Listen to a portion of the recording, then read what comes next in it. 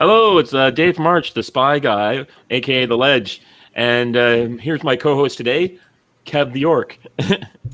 What up, folks? What up? How you all doing? You all good today? Dave, how are you keeping? I'm pretty good, given what's going on in the world. So I'm Yeah, just I'm loving the shirt, by the way. I'm thanks. loving the shirt.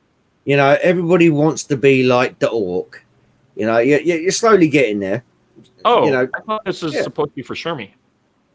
Oh, God, no, Shermie. no, no. I haven't talked to my agent in ages. Absolutely ages. Yeah, but next time, get a slightly darker one, yeah? Hmm. You know, I mean, but then again, you need the suntan muscles to go with it, as you can see. Hmm. But anyway, yes, sorry. Enough self-indulgence for me.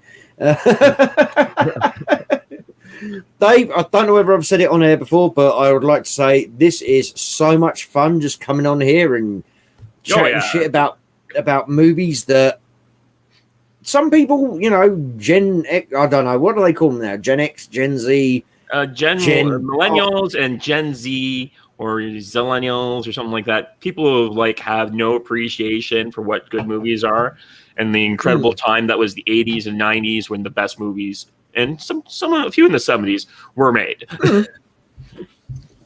Oh, 70s to the late 90s, I think, personally. Mm-hmm. Barring obviously one or two of the outliers, are probably some of the best movies, you know? So we get to just literally chat a bit of shit and hopefully educate you folks about some of the good stuff. Yeah. Yes. So we did something a little unique after last episode. We set up a Twitter poll and is for movies that we think our top five should be about. And we got a few responses back, and the number one choice was to talk about John Carpenter movies. So unlike all the other times where we've been talking about actors, we have chosen this time to talk about a director.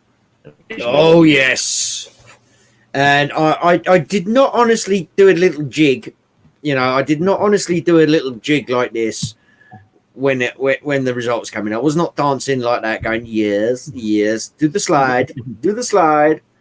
No. I'm much more mature than that, so I did not do any of that.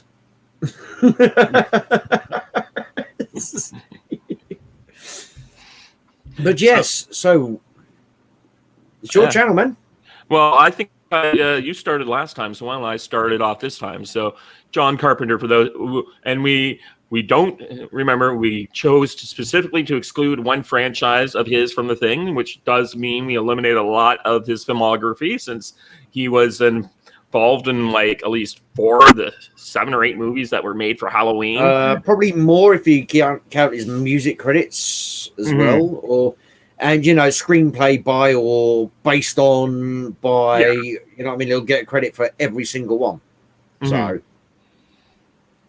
so we eliminated the Halloween series, and that allowed us to get narrow focusing on other things, and that's kind of our thing. We always take an actor or a director who's tied to a particular, who's very well known for maybe 1 or 2 things, and we try to talk about their filmography.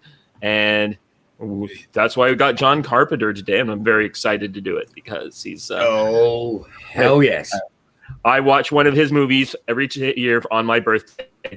Oh, hello. It's also, number one choice. Dave, you went a bit robot there for a second.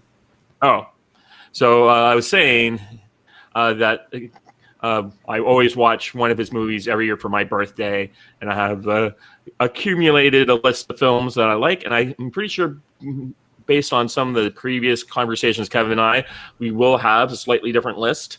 So it won't be like just the same 5 movies in a different order, but it'll be like I think he's got a couple choices that I don't have. Well, I'm thinking there's probably going to be 2 or 3 which are the same. It will just depend on where we put them in the top 5. Because I have to be honest, there was more than the 5, and I was toying with putting one in, taking one out, toying one in, putting one in, taking one out, and I was like, no, this is where I'm going with this one. Sorry, that was me thinking deeply there. Yeah. And after a deep thought, you need refreshments. Right. So what I've been thinking about, so you went first last time, and I'm going to go first this time. I think that's the best way of handling it.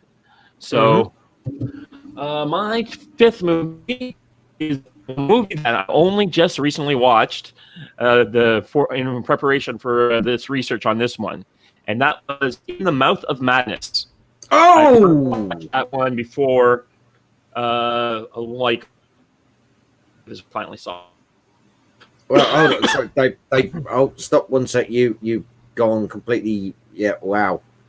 You completely froze. I heard In the Mouth of Madness, and that was it. You've never seen this before this week? Last Friday. Oh my god. Okay, sorry. Carry on. And, so so it's a very creepy, atmospheric horror movie, and I wasn't too sure if it was, and it's like in the movie, if you kind of guess what's going on, but you were going really robot. You were going really robot on my screen at the moment. No, sorry, buddy. Are you hearing me or just seeing me? No, you're freezing on the screen, and your mic is just going. Let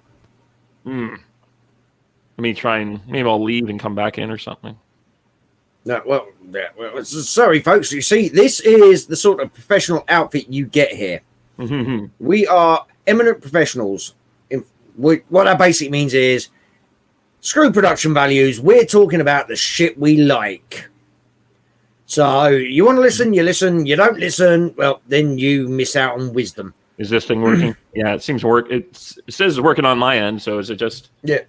No, it froze on the stream as well. I've got the stream up as well. You did freeze, but now you're suddenly all glorious, like HD again. Okay, well, that's perfect. Just let me know when it goes out. Yes, that's when I go. No. So yeah, the fifth. Yeah, so this was my fifth choice. A darkly atmospheric movie that has some interesting ideas going on, and Sam Neill's in it as a insurance investigator who gets drawn into finding this author who has disappeared, and you're unsure what's happening, but he's looking like it could be leading to an apocalyptic scenario. And I just not usually the big horror guy, and so that's why a couple movies that might be on Kev's list are not mine, but I just really appreciated this darkly atmospheric movie that tries to do a lot with a limited budget. And I'm a Cthulhu fan, so I appreciated this kind of depth into darkness and just seeing how the world is going to go. Now, it is I wanted to say something, so kind of. So go and say it. It's just sort of like, well, I guess the Soviet Union wins in that world. Oh! Shots fired on that one. Shots fired on that one. So, what was your number 5? Oh, my number 5 actually might have been slightly influenced by events of the last year. Well, saying that, more than one of mine might have made me look at these events of the last year, might have made me look at more than one of my movies in a new light, shall we say. Oh, yeah. But my number 5 pick is actually John Carpenter's second ever full-length direction, Assault on Precinct 13. I mean, we don't want to get political here. We're here for just the shits and the giggles, but you go watch this film. It's set around the building of Precinct 13, a cop precinct that is actually closing down because they built the new, bigger, better, faster, whatever. You know, they built the Steve Rogers version down the road or whatever. and this was 1976, if I remember correctly.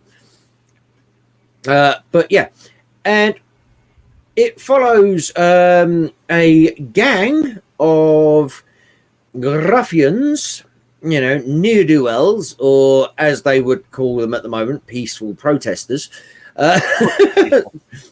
Yeah, totally peaceful. Mostly peaceful fires. As a well-known gang member of theirs has been transported, and they managed to sabotage the bus, so they have to take refuge in Precinct 13, which has been shut down. It's on a skeleton crew. There's nobody really there. They're not taking any calls. They're not responding to anything. And because this is 1974, folks, there was no fucking Wi-Fi. There was I know I'm not supposed to swear on your channel. I do apologize for that. But that'll be what somebody always brings up. Why didn't they just Google it? Or why didn't they just send an email? No, there was no Tinterwebs. There was no Twitter. There was no e-mithers. No, it was you had a landline connection. You picked up this big, heavy handpiece.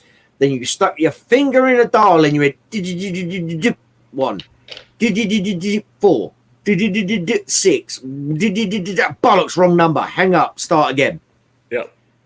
The gang cut the communication lines. They cut basically the telephone wire.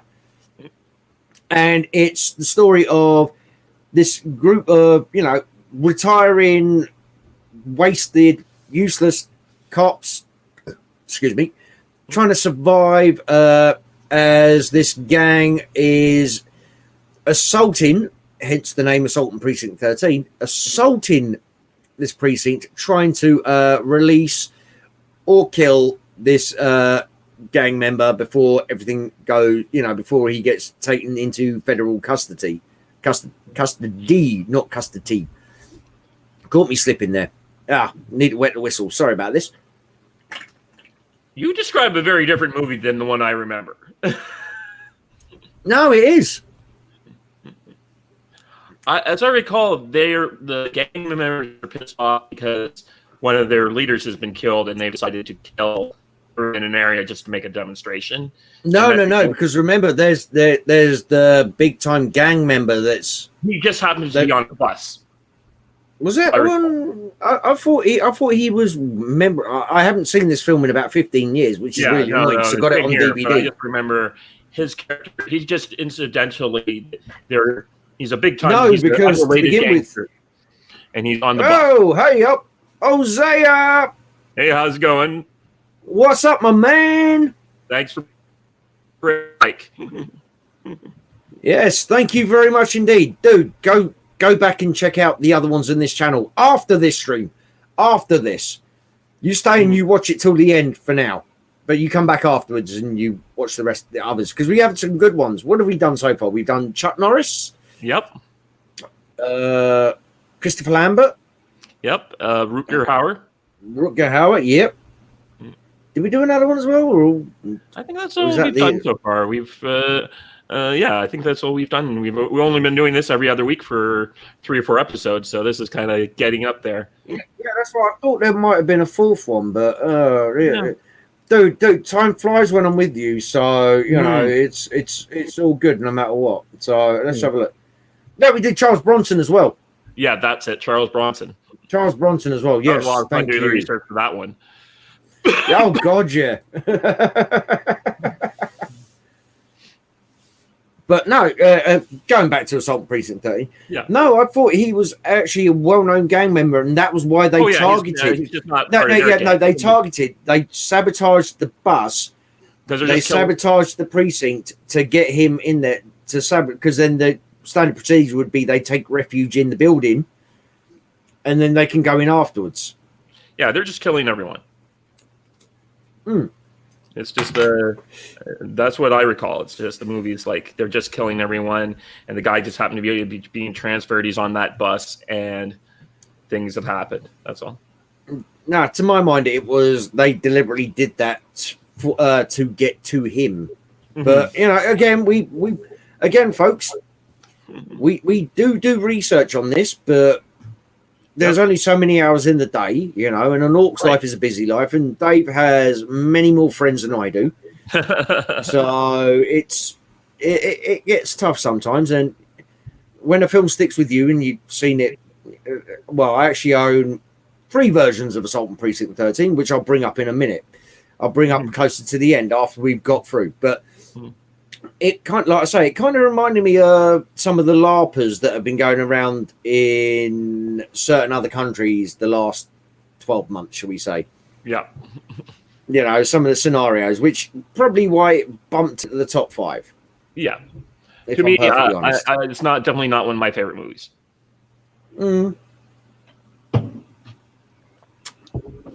And I will get to that again in honorable mentions. Have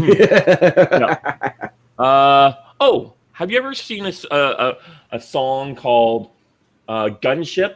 No, the band's called Gunship, and they have a song called Tech Noir. No.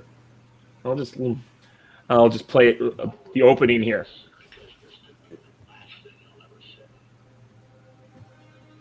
No, hold on, I have to. On the edge of radioactive oblivion. A 300,000-degree baptism by nuclear fire. I'm not sorry. We had it coming. A sergeant on how to tone it will be our wake-up call. Hope for our future is now still more dirty. The bombs begin to fall and I wish you to be nylon. Okay, Dave, I'm hearing the build up, but it wasn't coming through on the streaming. So anybody watching, you didn't want to get dinged for copyright. No, that's fair enough. That's fair enough. But I agree with you. Guess whose voice that is? Whose? John Carpenter. Was that actually John Carpenter? Yeah, he does for some reason that band got him to do this opening speech for their song. Oh, that is so sweet. I mean, not being funny. Damn. Yeah. No, frick yeah.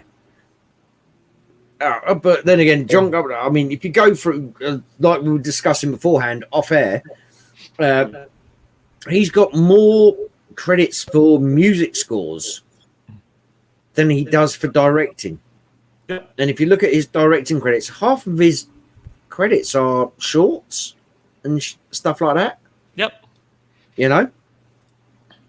So, yeah.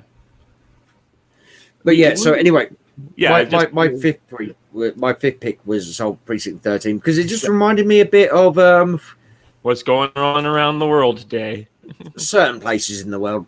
Yeah. Most of the rest of the world are like, bitch, you stupid, fuck off.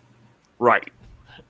So, but yeah, no politic-y bollocks here. But yeah. Oh yeah. And it's quite an entertaining movie. You can tell it's actually very low budget as well, with things like the explosions and shit like that. You know, when they make the homemade grenades in it and stuff. And the thing I liked, they caught it in a little bit of a political thing, is that at the beginning of the movie, you have the first black lieutenant on this particular police force, and he's sent to, like, his first assignment as a lieutenant is basically he's a spare.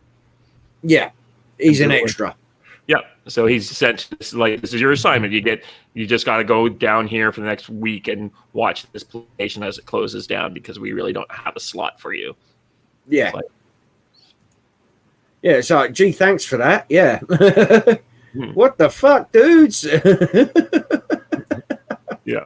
But, you know, hey, that was that time period. My number 4 is Starman. Oh, I knew you'd pick Starman. Yeah. It's a interesting little character piece where, you know, an alien crash lands on Earth, takes on the form of a certain person who's dead, and basically he falls in love with this woman. They go on this trip across the countryside, and they're being chased by the military.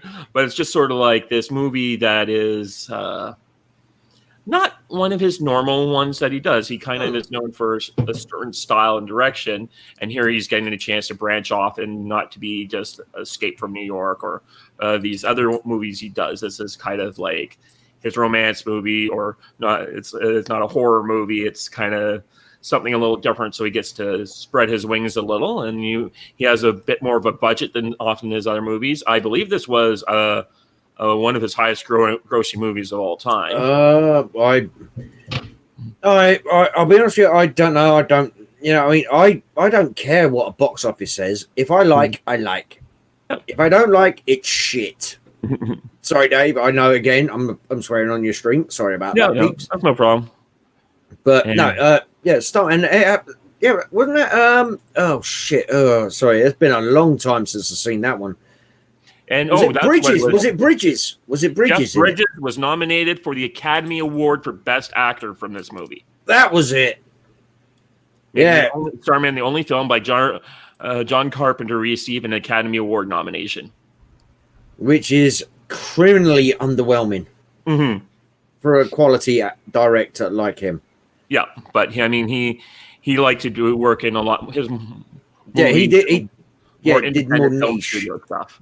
Yeah, he did what he wanted to do. He didn't do mainstream, shall we say? Yeah. So Jesus Christ, yeah. No, I for some reason I knew you'd pick Starman. Yep. Yeah,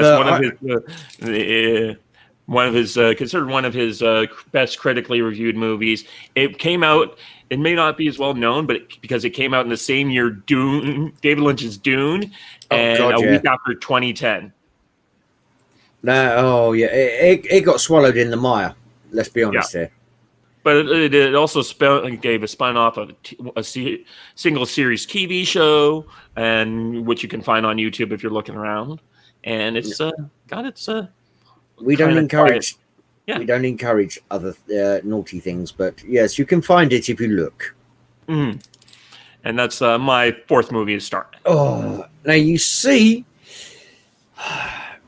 my fourth movie is actually In the Mouth of Madness. You've covered it. Sam Neill, insurance investigator, because this world-renowned author who has the tops. And what you didn't touch upon, which I'm quite grateful for, because it gives me something to actually speak about, is the way that people react to his books. Because what is it? He's written 6 in the series. I can't remember the exact number. 6 in the series, and he's gone missing when the publishing house are expecting the 7th and final episode of the series. And he's like, what is it? When he's at the beginning of the film, when he's getting given the job by his boss, they're sitting in a coffee shop. And suddenly this guy just smashes in the window with a fire axe. Right. And what's his name? Sizer Kane? Or Cutter Kane? Carter Kane. That's it. Carter Kane. Yeah. Yeah. And he's just got these weird cross-like irises. Cross-like eyes, and he's like, Carter Kane, and then he wakes up and it was all a dream, and it's his descent in his character. It's a bit like Starman. It's a character study, but it's kind of his descent into madness as well. Mm-hmm. As you've got, like you say, you've got these Lovecraftian, weird demonic undertones going with it. The whole all the artwork for the books creates a complete picture and all, and he's like, but no, and he goes to one place and they're like, yeah, he's here. Oh no, he died 5 years ago, and all of this, and it's just a compelling piece, and also it gave us the great Sam Neill meme when he just goes, "Whoa!" Yeah. But no, that film is just, again, it's slightly off what he normally does. Mm-hmm. He doesn't use as many of the weird camera angles and long shots that he does in most of his movies. But it just, to me, it feels like you're just there. It's like you're riding on Sam Neill's shoulder the whole way through. Right. And especially the first time you watch it, as you have just done, Mm-hmm. you are feeling exactly what Sam Neill is filming the whole way through the film. You're just like, what? No, no, that's wrong. Hello, hang on, excuse me. What? All the way through. And it's just, and it's creepy as well, but it doesn't have the gore factor really, or Yeah, there's only like one really disturbing gore scene in that movie. Yeah, it's more of a suspense and build up and anticipation thing, which Carpenter again does really didn't swear well. Otherwise, if you go back and watch Halloween, which we have discounted from this because it's his best known film, yeah, and it's his bigger selling franchise, we've discounted Halloween. So that one again, you had the build up and the suspense, and this takes it to another level in my mind, because by then he'd stopped doing the Halloweens. They'd been, the studio was just farming him out and just putting his name on it as John Carpenter's Halloween or whatever. Yep. So, but no, In the Mouth of Madness was my number 4 because it was slightly different, but again at the same time, it's not so much Cthulhu and Master. Yeah. Okay. Fair enough. You like more of this than me. I just, like I say, I'll go with what I like. Yep. Oh. I mean, my severed head is in the back of the player's handbook for Delta Green, which is a Call of Cthulhu role-playing game. Your severed head. Yep. You can find my severed head. I was going to say, please show me, but there it is. My severed head is in the index. Oh, dude! Cost me like $50 in the Kickstarter. Fair enough, man. Fair enough. And by the way, folks, anybody who's watching this now, we've just done our 5th and 4th picks. If you're watching us on the replay, if you're watching us live now, please do me a favor. For fuck's sake, give this man a like, give this man a subscribe, because this is the legend that is David March. And if you don't, I will be finding you. But no, because you deserve it, man. You are the ledge. Mm-hmm. So, yeah. So my third pick is probably the first movie of his that I've ever seen. And it's you're doing that thing again. You're doing that thing again. Wait a second. Hardwired his thing. Oh God, yeah. Always do hardwired, man. Always do hardwired, ladies. I mean, I'll send you. No, it's still freezing and pausing. Sorry, folks. You see, this is like I say. This is the professional setup we have. Now go. Okay, so my favorite is starring a certain internationally well-renowned wrestler who's not named Batista. It would be Rowdy Piper. Oh, okay. Right, I'm going to stop you. This is your third choice pick, yes? Mm-hmm. Guess what I have as my third choice pick? They fucking live. Yep. What a great movie this is. Just all the memes that have been generated because this movie is what's literally happening today. I'm not surprised that Aliens came out. I sent you the super secret signal there. Oh, yeah. Seriously, buy some Ethernet cable. Yeah.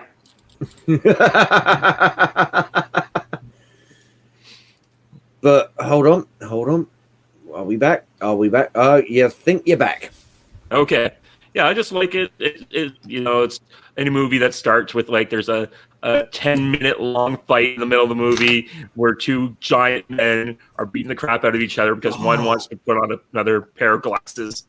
Put on the damn glasses! Yeah. Oh, I'm here to kick ass and shoot punch and I'm all out of gum. Yeah. And he's like, you look okay. You look okay. You are one ugly motherfucker. Yeah. Just what a great movie that everyone who knew it would be one day turned into a documentary. Yeah. Again, this might be one that is, it was dipping in and out of the places. And yeah,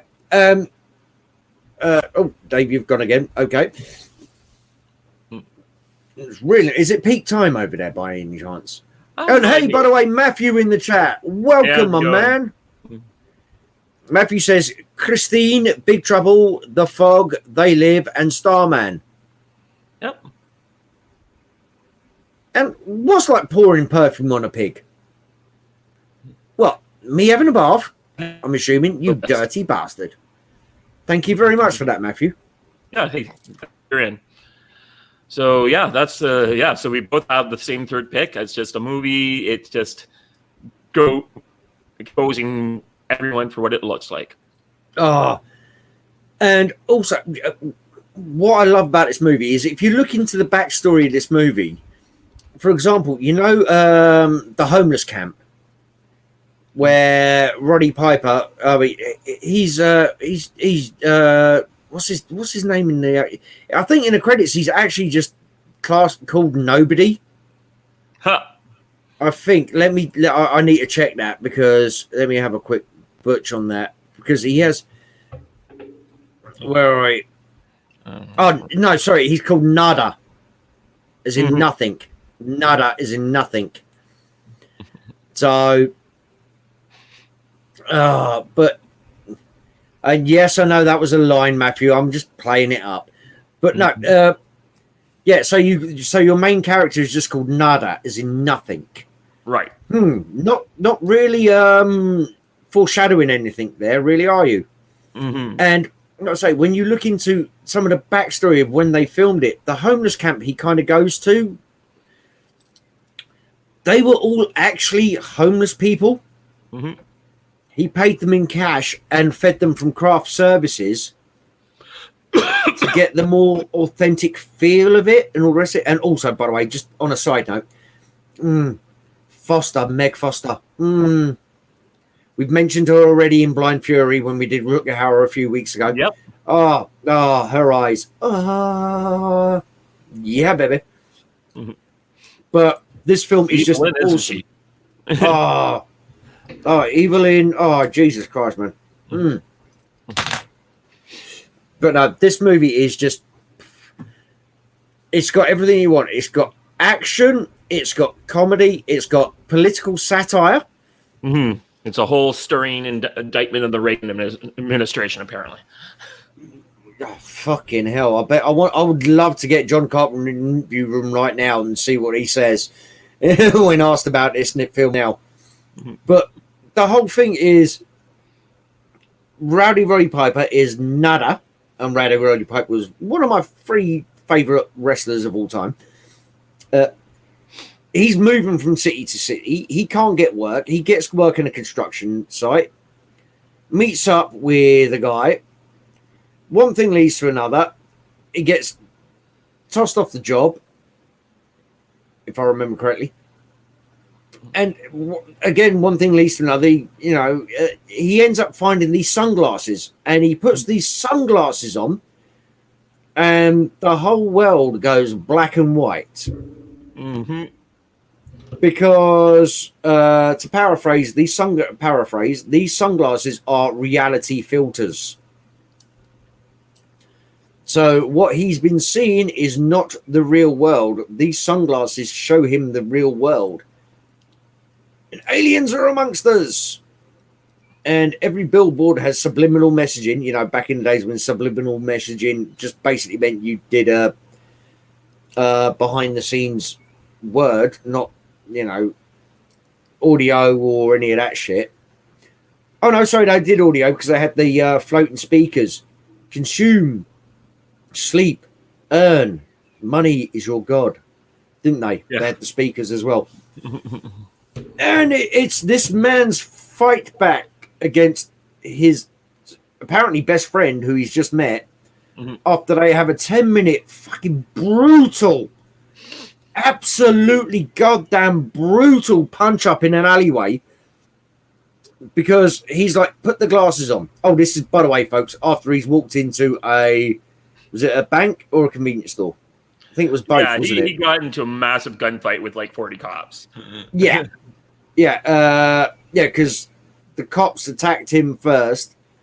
So he took all their weapons, walked into a bank, shot the place up. Then he walked into a convenience store, I think. And that was when you realised the aliens were more than they seemed, because they're ugly-looking bastards anyway, and they have these watches where they do something with them, and you don't know what happens. They disappear. And, oh, wow. Matthew, I think you're right. Yes, I think Matthew's right with that. There we go. There's a good fun fact for you, Dave, if you can see that in the chat. Yep, they use the PKE meter from Ghostbusters and they live. Yes, he's right. Now that I think about it, it's the SWAT guys. The SWAT guys, the alien-controlled SWAT guys use it. And it's all about, can one man stand up against the corporate machine, shall we say? Yeah, is the basic metaphor of this film. And it's just got great action, great humor. It's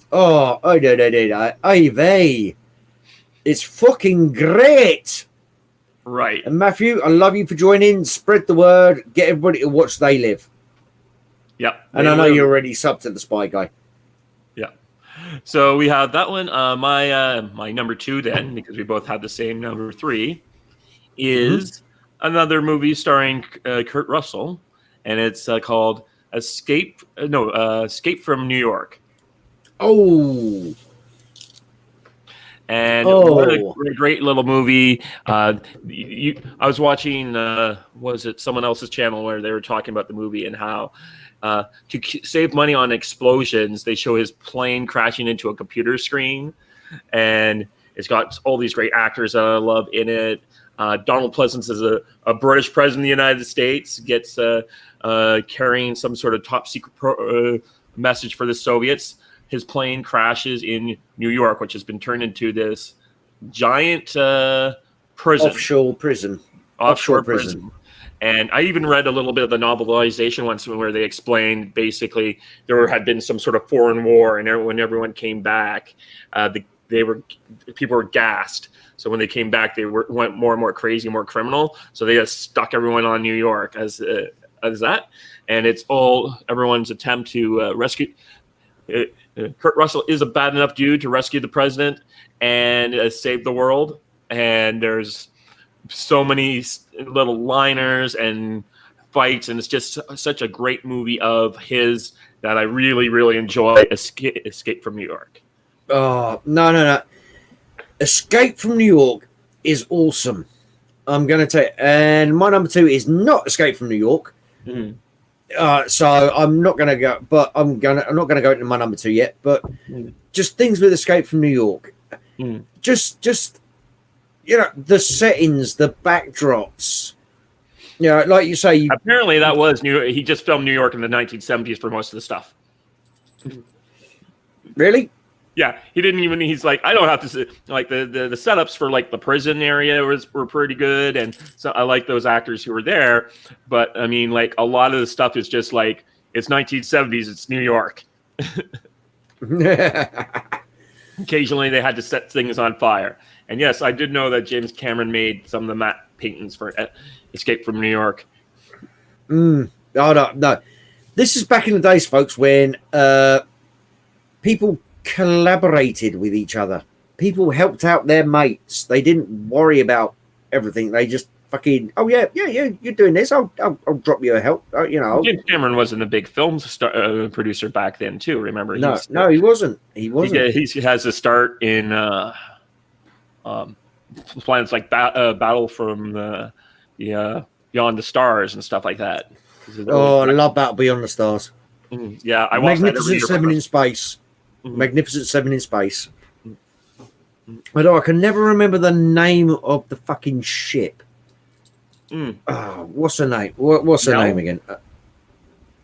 Was that the name of the ship? I think that was her name is Nell.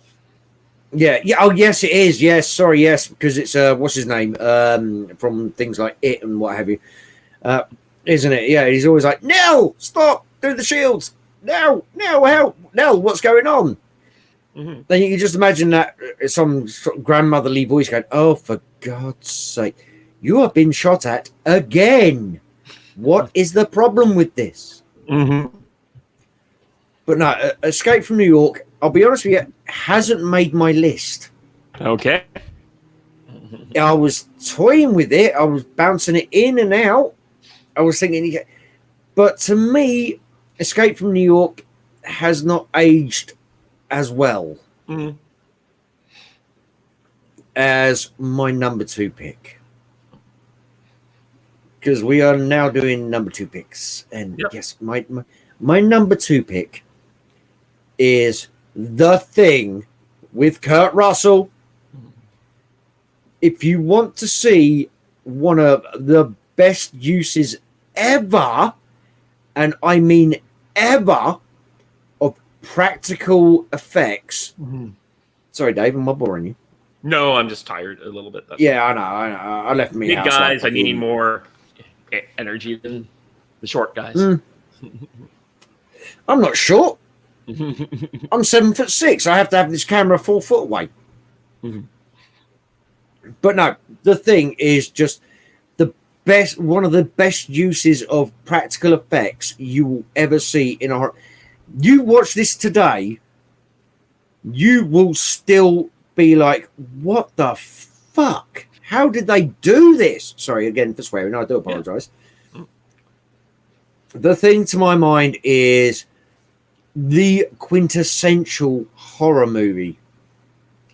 It's part whodunit, because for those of you who don't know, folks, The Thing is about a alien creature which is dug up. You get a little bit of the backstory. Dug up by a Swedish, Norwegian team, I think they were Norwegian, in the Arctic Circle. And you don't find out what happens to them. I'll get to that in a minute. And the first contact they have with the Thing, as this American base, is when a helicopter comes flying overhead with chasing a dog, chucking grenades at it and shooting at this poor little doggy. Yeah. One thing leads to another. By the way, spoilers. Helicopter crashes. Doggy becomes part of. Doggy comes into the base, and cut a long story short, every motherfucker dies. But one of the things I love about it is you've got the combination of just practical effects and actors actually having to act. You know, they have to sell the practical effects. They don't just go, "Oh my God, Albert will CGI that in 3 months later." What they've got is what they've got to work with, and they sell it so goddamn well. And it's just, and like I say, the whodunit side of it, because The Thing can mimic anybody. So, I mean, even if you remember the last scene of the film, is Kurt Russell, and my mind has just gone completely blank on his name. Is it Peter Weller? No. Same guy was in They Live. Oh, Keith David? Yeah, Keith David, that's it. Okay. Staring across from each other as the entire camp burns down and they're about to freeze to death.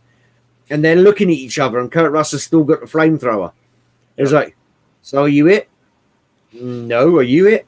No. What if one of us is lying? Well, then we're both screwed, aren't we?" and then it fades to black with that, you know. And it's just, I mean, like little things like you know, you remember the iconic scene of the dog walking down the hallway? Yeah. I'm going to be honest with you and tell you something terrible. I've never seen this in thing. What? Dave, I'm going to pause this stream now. You fuck off for 2 hours, watch the thing, and then you come back. I've told it's the scariest movie ever made. I thought you'd bloody seen it, otherwise I wouldn't be telling you all these spoilers. I know. 30-year-old movie. Sorry, guys. This movie is made in like 20 years ago, like 30 years ago at least. And I mean, I know it backwards and forwards without having seen it. That's another thing. That's like, this movie is, you can't really spoil it other than to say you're going to be terrified by these evil effects. It's just like, okay. No, the thing is 40 years old next year. Are you sure that 40. Is that the sequel? Yeah, 40. Yeah. Yeah, it's 40. Trust me, I have the sequel on DVD as well. Yeah. And I have to give honorable mention to the sequel. Up until the last 20 minutes, right? The sequel, Dave, watch The Thing, then watch the 2000 and whatever it was, 6 or whatever it was movie. It definitely gets an honorable mention up until the last 30 minutes when studio execs decided to get involved. No, because the reason I'm saying that is the fucking the 2006 version, I'm going to say 2006, I can't remember off the top of my head what it is. Yep. They did so much research.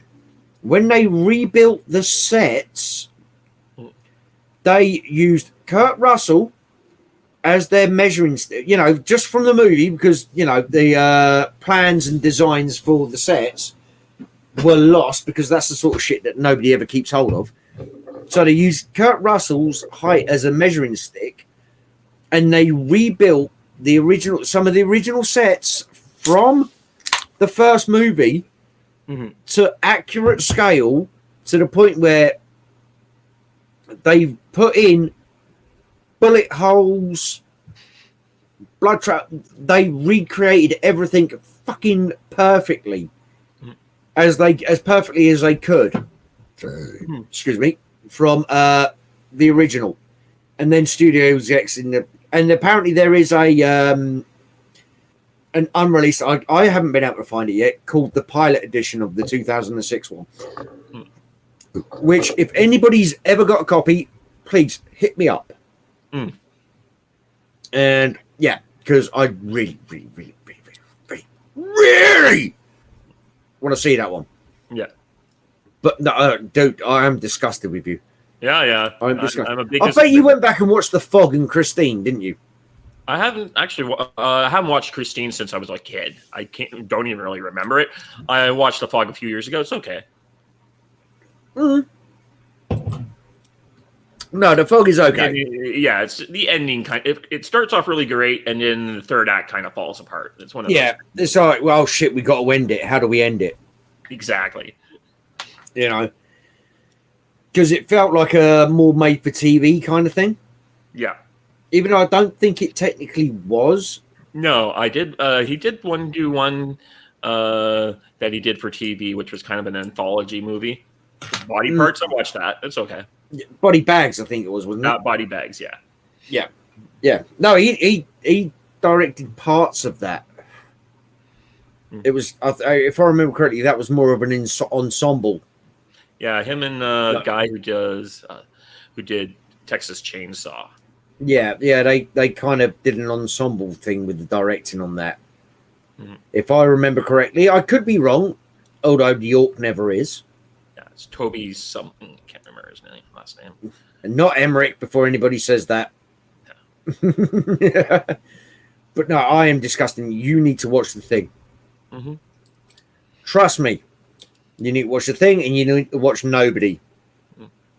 One's a classic movie of all time, and Nobody is fun. What is it? We've just done your number 2, and then I guess it's down to number 1s. Yes. And mine is a movie I watch every year on my birthday. Big Trouble in Little China. Guess what? I've got as my number one. Yeah. Like, what a... I can't... a movie came out in August. Like, no one saw this movie in theater, but it is such a cult classic movie. Yeah, it was just... I'll tell you what Jack Burton always says. Jack who? Who? Who? Well, we're this is like the Chinese hell for this, and it's like what can I say? Chinese have a lot of hells. Apologies for the fucking bad impression, but fuck you. Mm-hmm. No, sorry, Dave. Go.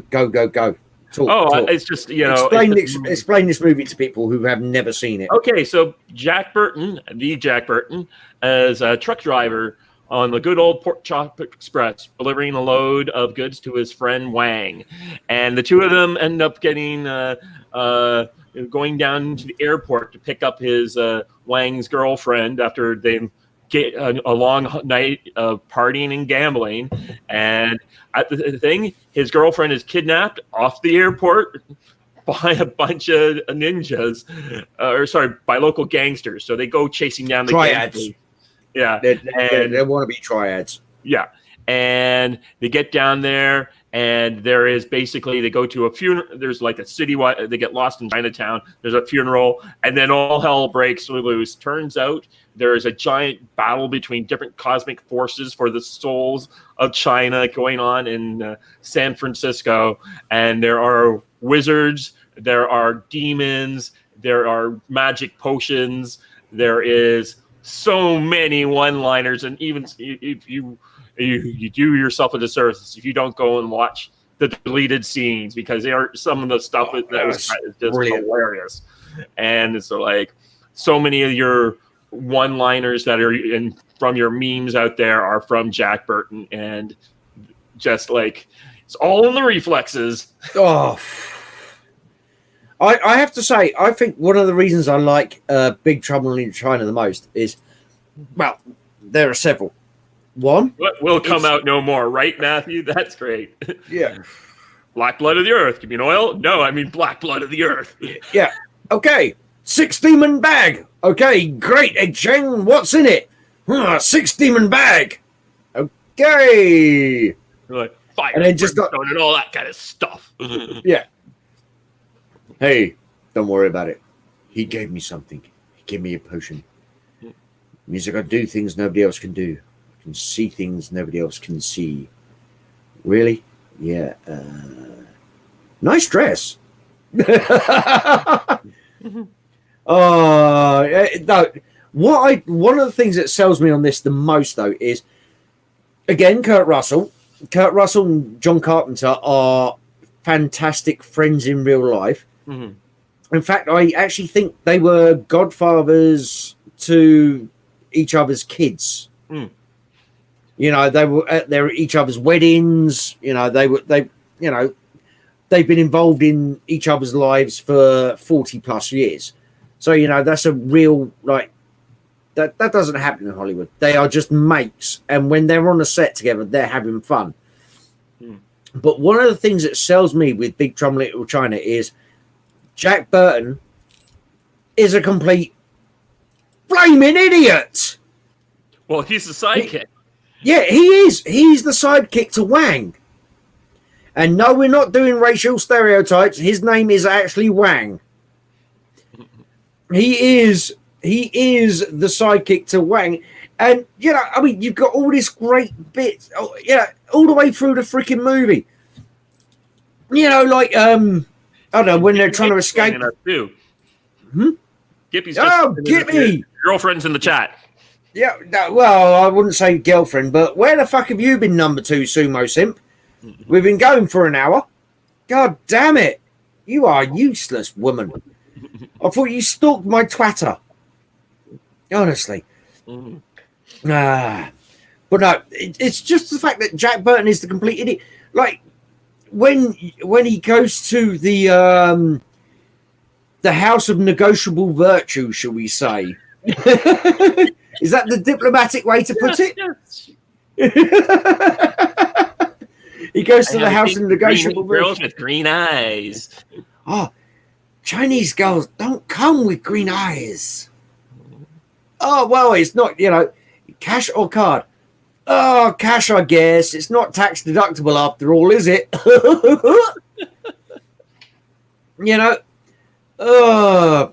And then James is in the chat as well.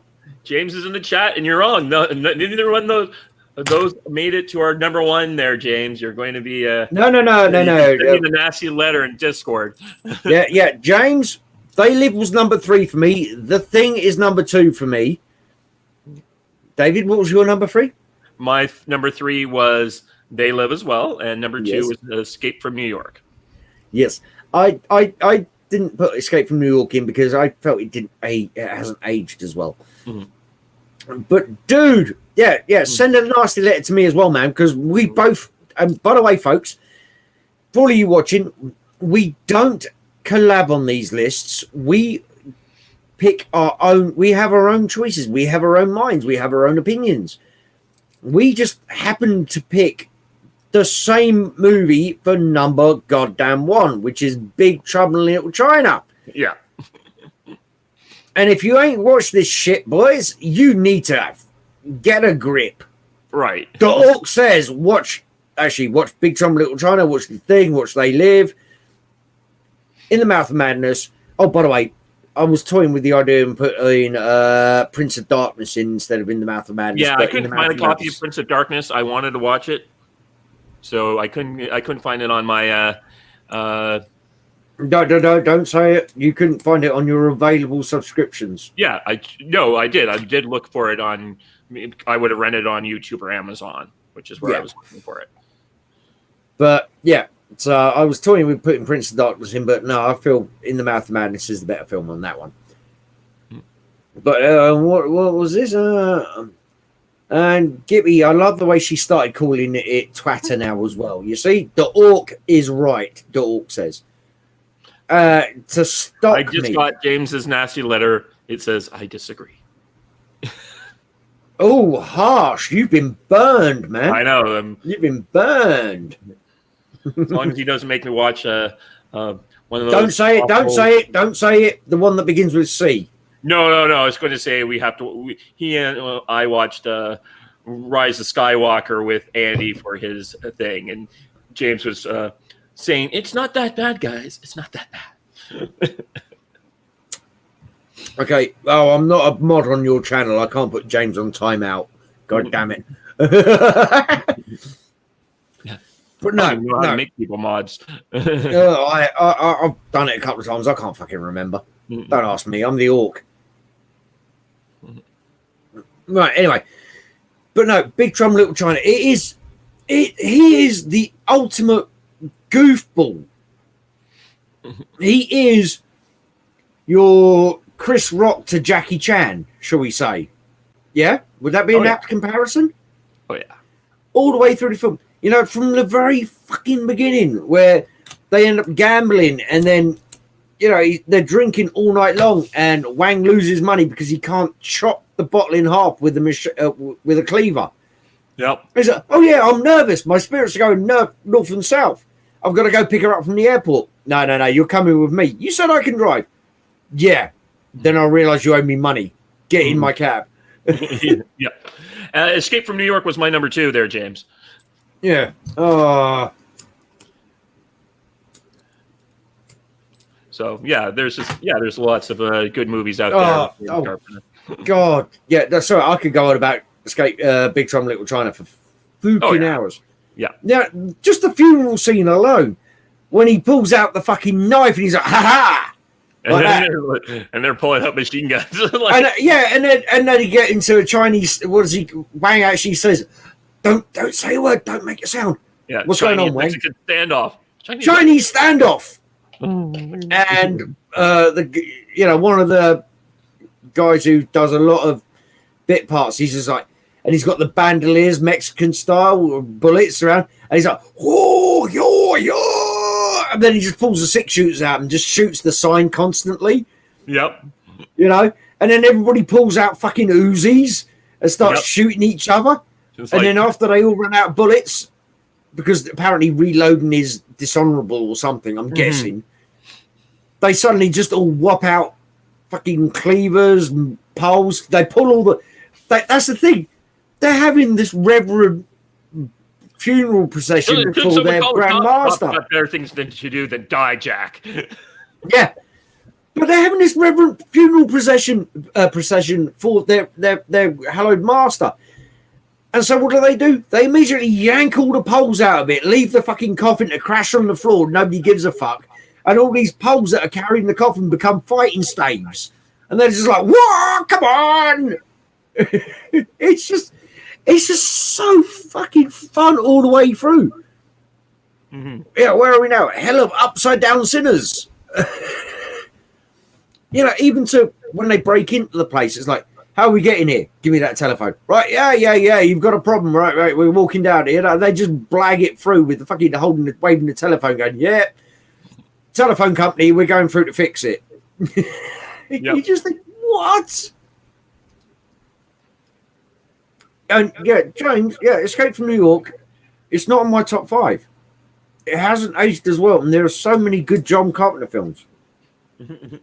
Yeah, there's a lot. I mean, like I said, The Fog is great for the first 2/3 of the movie, and then it kind of falls apart. Yeah.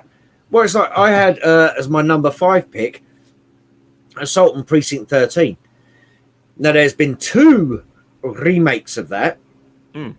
Number 1, the first one was Ethan Hawke, Gabriel Burns, Lawrence Fishburne. It's okay. It's okay. It's fun. That's actually Assault on Precinct 13. Do you know what the other remake of Assault on Precinct 13 is? I'm trying to remember, because I distinctly remember hearing someone say this movie is basically Escape from... that was me. Yeah. Yeah.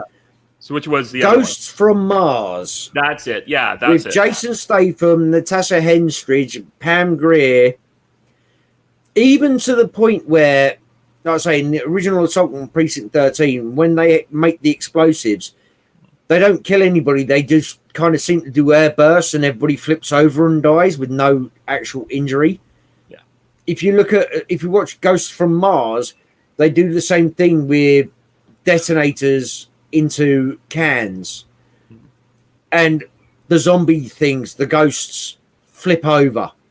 Yeah. And, they're retreating through the cell block and all the rest of it. It is basically, I think they did the Gabriel Burns Assault on Precinct 13. And John Carpenter went, fuck off, you can't remake my movie. I'll remake my movie. Yeah. So he did Ghost from Mars. Yeah. Yeah, so, I meant to rewatch that one because I didn't really pay much attention the first time I watched it. It was kind of on the background once. But no, it's fun. Ghost from Mars, for example, they bring up this whole thing at the beginning of the matriarchy and shit like that, how women are in charge and shit. Yeah. And then they never go any further with it. They never bring that political aspect into it at all, apart from Pam Grier's the woman in charge and Natasha Henstridge, because she doesn't like to lick pussy. She's never going to get past her current rank because she doesn't play the game, if you get what I mean. Yep. So, but no, Assault Precinct 13, a little bit of fun. And apparently, one of the 2 rookies is actually married to Natasha Henstridge. Oh, okay. They were married before the movie. And when I've got it with commentary from John Carpenter and Natasha. And she's saying, you're talking about it. She's like, I can never show my kids this because their dad gets dismembered brutally. And she's like, I'm talking throat, leg, arm, fucking everything gets cut off. She's like, we can never show our kids this because never mind me in a bra and panties, your dad gets CGI ripped to fuck. Yeah. Oh, and God, hold on. What's this? Fee, fi, fo, fum. I smell the blood of an Englishman. Okay. That's an English orc woman. Still number 2. Still number 2 sumo simp there, girl. If you showed up for streams on time, you might get promoted back. No, but no, there's so many John Carpenter films. Yeah, I'll say honorable mentions. Maybe we'll do like when we do Kurt Russell, we'll say Kurt Russell movies that are not John Carpenter films. Because I know my favorite one for that one picked out, and it's a movie no one's even seen. That no one's even seen. Like this movie is made. I happened to see it in the theater, and it was like in the theater for 1 week, and it was gone. And I just happened to luck into it, and it's this great movie. Does it begin with an S? No. No, not that one. Then it's called The Art of the Steal. Almost no one's seen this movie. I've not seen that one. Yep, it's one of those movies that is probably made for the tax credit, but it's great. Like Kurt Russell plays this, he's a part of a gang of thieves, international thieves and con artists, and he is doing this elaborate revenge scheme, and it's just like you're trying to figure out what's going on with different things, and there's all these backstabbing that's happening, and it all happens to deal with like it's got like Terrence Stamps in it, it's got Matt Dillon's in it. It's like this movie that no one's ever seen or heard of. I'm gonna have to. Sorry, no, I've just noticed James has sent me his very rude worded as well, and it says I disagree. Yep. His angry letter. Yeah, his angry letter. And yes, Matthew. Bruce Campbell was in Escape from LA, but even the mighty chin of Bruce himself cannot save Escape from LA from being Escape from LA. Yep. That to me was the one and only real time he'd done what felt like a cash-in movie. Mm-hmm. Yeah, they both. It's a parody of his movie. I feel it's like he made a parody of all his stuff. That's what I feel. And if you are familiar with a guy on YouTube called Razor Fist, he does a review of that Escape from LA, and I feel once you have the context that Razor Fist brings to it, you get to see. It redeems the movie. He's like explaining to you why, how much of it is an intentional comedy as opposed to like the dark and serious thing. So no. What? Sorry. Finish your thought and then I'll carry on. Sorry. Yep. And it's just like it's a bit more. I didn't want to put it in my top 5, but I do remember like if you watch Razor Fist explaining what's going on and giving you commentary of why this movie is a hidden gem, you might appreciate it more. No, you see, what really pissed me off with Escape from LA, right? Mm-hmm. Now, I don't know whether there's another version out now, but at the time, I have films on DVD, and then I will still go out and I'll buy like the special edition 2-disc sets or whatever, when they come with director's commentary and all this shit, and I've got like the Escape from LA one, because funny enough, folks, they don't film the movie that was done in 1984 or whatever. They don't film the director's commentary then. They come back and visit it many years later, and they were doing this whole director's commentary on, I can't remember if it was The Thing or Escape from New York, Kurt Russell and John Carpenter. And they were saying, all right, yeah, and what will happen is when the special edition of Escape from LA comes out, we'll do a commentary of it, and we'll explain why the film is the way it is. Yeah? Mm-hmm. Why we've done this. So, to this special edition, Escape from LA came out. Obviously, me being me, I just picked it off the shelf, went and bought it, didn't see what the special features were. Mm-hmm. Guess what? No fucking director's commentaries. Yeah, that seems so like, weird. Well, hang on, what the fuck? Yeah, I've got 2, maybe 3 versions of The Thing. I've got like 2 versions of Big Trouble in Little China. Yep. all this stuff, and it's like, okay, so, and I bought this, and it was like, where the hell is the director's commentary explaining this? Because if you can explain this to me, maybe I'll get it. Yeah. Because with all due respect, Snake Plissken is not the guy you do a parody with. Mm. Yeah? Yeah. Snake Plissken is the guy who fucking inspired the Metal Gear Solid computer game franchise. Right. Why do you think he's called Solid Snake? Right?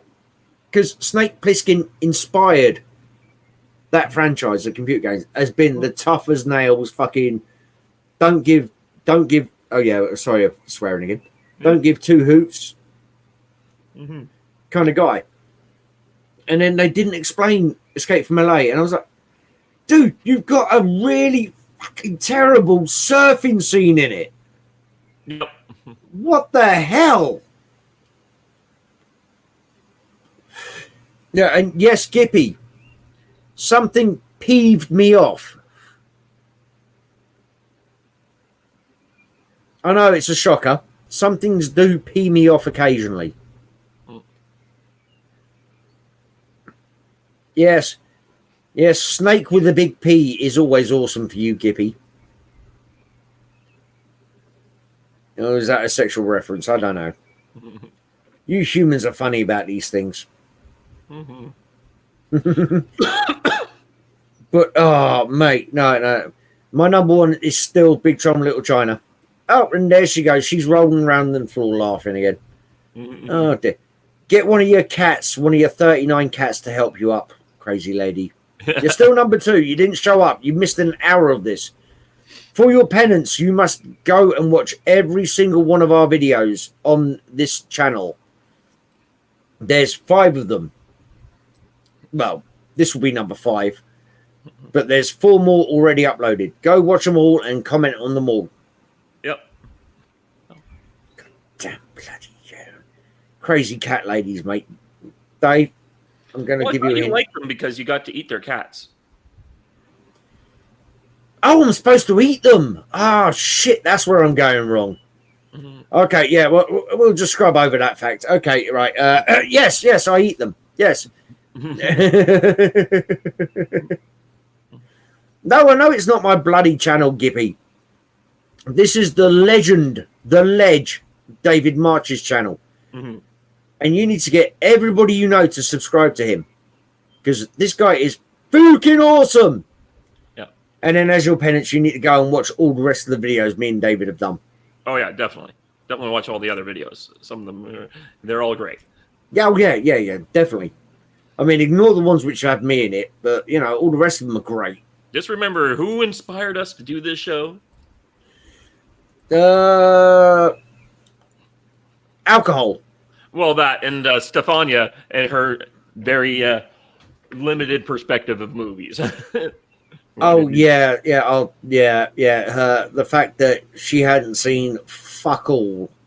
Should we say that in the politest way possible? I mean, I don't blame her. You know, she's a Yorkshire lass. I guess they didn't have movie theaters. You know, they get the in Yorkshire you get the Betamax van coming around once a week to rent out cassettes. So, and I'm not a booger butt. I scrape it clean every time.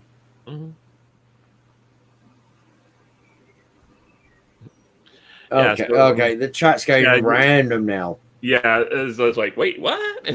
Anyways, yeah. So we got, the fact that she didn't like Spaceballs, and we're going to have to do something about that when we do our Mel Brooks movies. Oh, dude, Mel Brooks. I don't know where to go with that one first.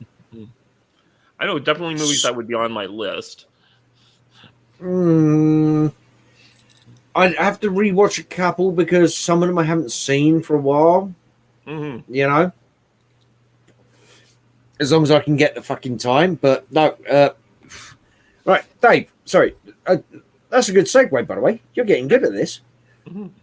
Should we put another poll up for next week's? Yeah, not next week's. For the fortnights. Yeah, so we might want to do that again. I Well, I you've got really like both To Be of or my Not to platters there. Be. For Mel Brooks, I always like To Be or Not to Be. Yeah, no, that's a classic. Yeah. I mean, yeah. Shit. Why Yeah, have I the problem with completely Young blanked on? Frankenstein, James, is that he made a shot for shot and pacing of the original Frankenstein movie, which was made in the 30s, and I just didn't like it It too. didn't translate. It didn't Yeah, translate properly. like it was just So sort of like you need to keep a more frenetic pace in the comedy. I feel if you're going yeah, to do that. exactly. But yeah, sorry. Oh no, Dave's not using a green screen. What are you talking about, Gippy? Gippy says it's a good thing David's using his green screen behind him because he would just be a floating head. Yeah, no, we turned off the green screen because that was what was happening earlier before the show Yeah, started. yeah, because he decided to try and look like an orc, so he put on a green shirt, and all that happened was his green screen superimposed onto his man boobs. Yeah, which was not the best thing in the world.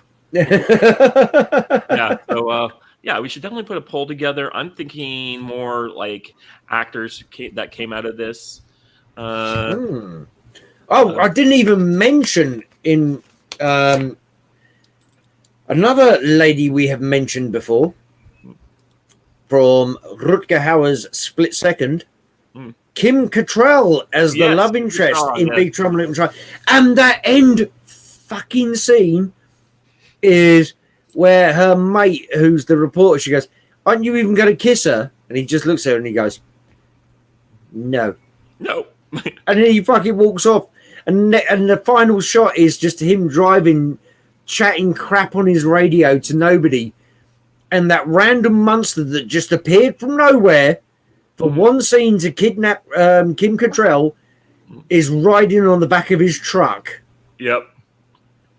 And it's, yeah. We've had Kim Cattrall come up from Rutger, from Split Second and this. We've had Megan Foster. Yep. From this and Blind Fury.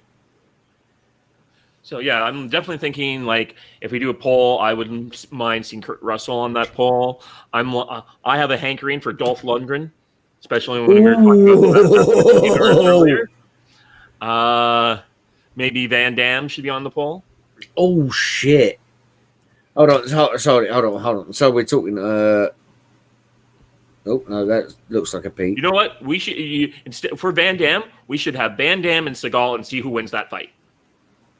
Just do a poll of Van Damme or Seagal and see who wins the fight, and that should be our next poll, I think. Ooh. All right. Okay. Right. And we'll let Dolph can come later. Right. Yeah, we'll do Lundgren in that, but we can do Van Damme versus Seagal and see who wins the fight, and then that'll be our next project. All right. Okay. So Van Damme versus Mr. Seagal. Mm-hmm. Yeah, and I know Van Damme is always upset that he's never done a movie with Steven Seagal. Either partnering up or having like a fight stuff, they never had it happen. Well, but then again, Seagal's big and fat. Oh yeah, now he's back. Seagal. God, yeah. His movies. I don't think there's a movie since I've seen a few of his movies that have been made. 2006. No, not since 2006, where he hasn't used a body double for everything apart from close-ups. Yeah, definitely since 2006.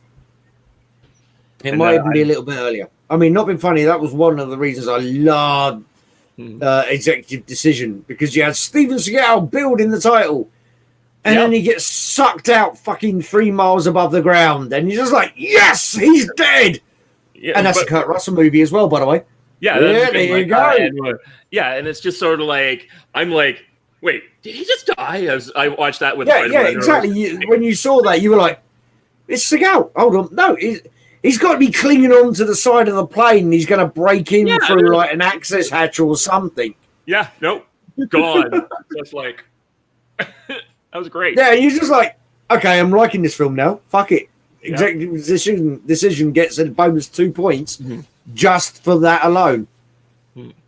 But yeah, and like I say, Kurt Russell again. Not that we've not mentioned him today at all. Yeah. Yeah, no, there's just a lot of movies. I mean, I'm just looking at the first 5 movies he made, and I'm like, I think that is his best movies he made. What, Seagal? Yeah. Nico, I'm not even looking. Yeah. Nico, Hard to Kill, Marked for Death, Out for Justice, not in any particular order. Yep. Nico, Hard to Kill, Out for Justice, Marked for Death, Under Siege 1. Yep. Yeah, so that's not like the really first much of a movie he fight. ever made. It's like, Yeah. maybe we should do him, but Yeah, no. yeah, it's I like, mean, what we're going to do on Deadly Ground? yeah, you know what? Looking at those movies, maybe we should make Yeah, that Half thing Past like Dead. With, With, yeah, it was the Glimmer Man. I mean, like, the Glimmer Man was okay, yeah. but that was more because of what's his name? One of the Wayne's offspring was in it. I'm not putting the powdered penis under my tongue. All the way through the film. Yeah, it's just yeah. So Seagal's not really a good one since we're just going to pick the same. Because I think we're going to pick his first 5 movies. Yeah, like, it would just be which order we put them in. Yeah, with an honorable mention. Has, like, a lot of movies. Oh God, yeah. And I've seen even some of the movies he's doing now, and they're like, okay. Oh, some of them are actually pretty good. If you haven't seen JCVD. Oh yeah, well that would definitely be on my list. Yeah, that's actually a pretty good one because he's not exactly playing it straight, shall we say? And if you haven't seen it, I don't want to spoil it, so that's why I'm saying go watch. A great movie of his. The fact that he's the guy who brought in John Woo to Hollywood, he made with the movie. And that movie, no, didn't he do Broken Arrow first? Nope. Broken Arrow is a movie that it is the one with Van Damme that he does it. It's Hard Target. Yeah, sorry, yeah. Hard Target. No, Hard Target was 97. Broken Arrow was 98. I think it was release dates. I'm not 100% on that. I'm gonna. Broken Arrow was made a couple years later.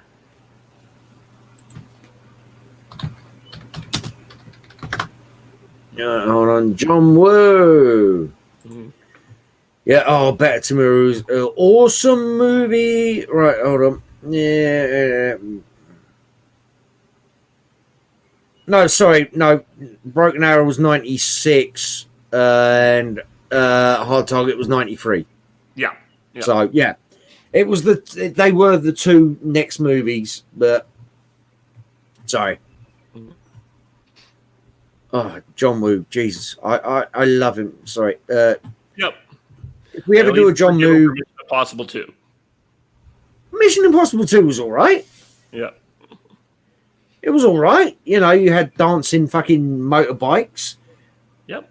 And you actually had Tom Cruise live on shot shitting himself. Yep. And there's that. Because in the big final fight scene between him and Dougray Scott, he'd done this spinning back kick thing, and he actually hits him, and they left that shot in the movie. So if you slow it down, you see when he comes back to a resting position, he's just going, because he knows he's fucking caught him in the face proper with a roundhouse. Yep. Face Off. What a great movie. I remember watching the old movie fights back when they were good and back when they were making them. And they were, I was going to say, they don't even do them anymore.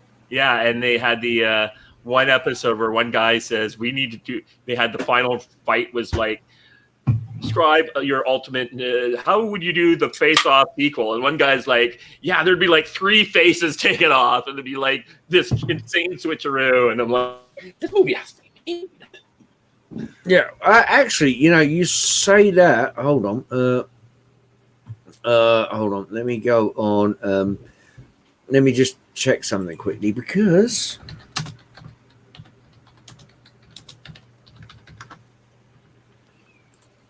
I think I can't remember if we talked about it or we did an actual chat about it.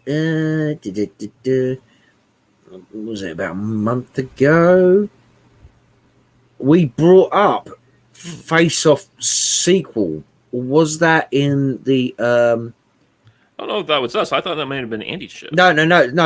I'm talking about me and Chris on. Oh our yeah, that's channel. what I remember it from. Yeah, we actually brought up the fact they're talking about doing a Face Off sequel. Yeah, with both Nicolas Cage and John Travolta. Yes, so we did bring too that old for that. No, James, it was ours. Mhm. God damn it. Yep. Yeah, he's always going with the big boys. Support your small creators, e.g. Dave. Yeah. You better be subscribing and you also better be fucking telling other people to subscribe to this man, because he is the goddamn ledge that is David March.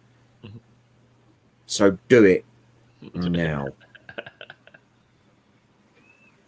Tell all your friends. Tell all your enemies. Because also the bonus of this is he Nicolas really Cage. doesn't want the attention. So the more subscribers he gets, the more uncomfortable he gets, which is fun. I could say Nicolas Cage is actually okay shape. I mean, I see some of the movies he's still making, but John Travolta, he just wouldn't be able. Oh God, John Travolta he looks like a fucking pancake. Right. I didn't watch Gotti. I'm sure it's James's favorite movie, but Shh. I'm not saying anything, but yes, Extreme Orc Up just happened, everybody. This is why you need to subscribe to every channel that I tell you to. Because the Orc knows best. Because the Orc says. Ooh, Dan you go. Aykroyd, not Blues Brothers or Ghostbusters. A movie that I would think of is that one with Dan Aykroyd. Gross Point Blank. Yep, that's the one. I'm thinking the one with Gene Hackman. Oh, I can't remember that one's off the top of my head. Oh shit! Spies Like Us with Chevy Chase. That's another good one, but that's not the one. Yeah, Spies Like Us. It's our IMDb's going here. Oh, he's getting the IMDb out. I'm not. I'm just, I'm the Orc. I wang it. Sorry, wing it. Gippy. I don't wang everything. Certainly a guy I do want to do one of these of is Gene Hackman. Oh, He's got great movies that I would just love to go down the rabbit hole on. Bat 21. Yep, that's a good one. Yeah. Who's Yours, I think, is probably his finest work, and we could probably knock that one out. Or we could just say, because he's in the Superman movies. Yeah, I was going to say, if we're going with most well known, so if it would have to be Gene Hackman, not in Superman. Yep. Do you know what I mean? Yep. So, Loose Cannons is the one I'm thinking of. oh shit! I don't think I've seen that in about 30 years. Same here. Way back in the day, I mean, like back in basic cable when you had your like only movie network, and they would just show the same movie like 20 times. Oh yeah, like the 3 in the morning, 2 in the morning jobbies and stuff, and it would just go through their filmography, so you would see this movie like 6 or 7 times in a month.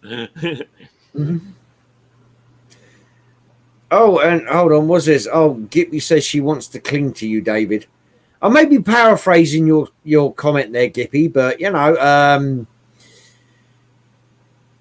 he's also figured out was that. Oh yeah, loose cannons, Matt, But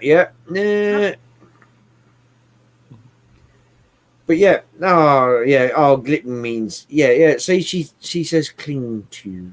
Yeah, she likes us because all her regular friends don't know any movies. Another movie I would be on my Gene Hackman list is Absolute Power. That movie's hilarious.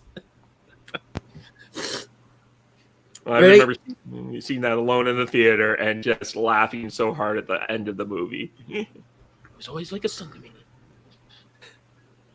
Oh, and James is going on about my. Sorry. I do apologise, David. Mm. This is what happens when James gets in the chat and I'm on the stream. He starts talking about my wang and how everybody needs to know. James. Sorry, I don't know why I said Dave. I was talking to you the second ago. That's why it was. James, if I was to stand up on the roof and turn around too quickly now, you'd still get a black eye from it. All right?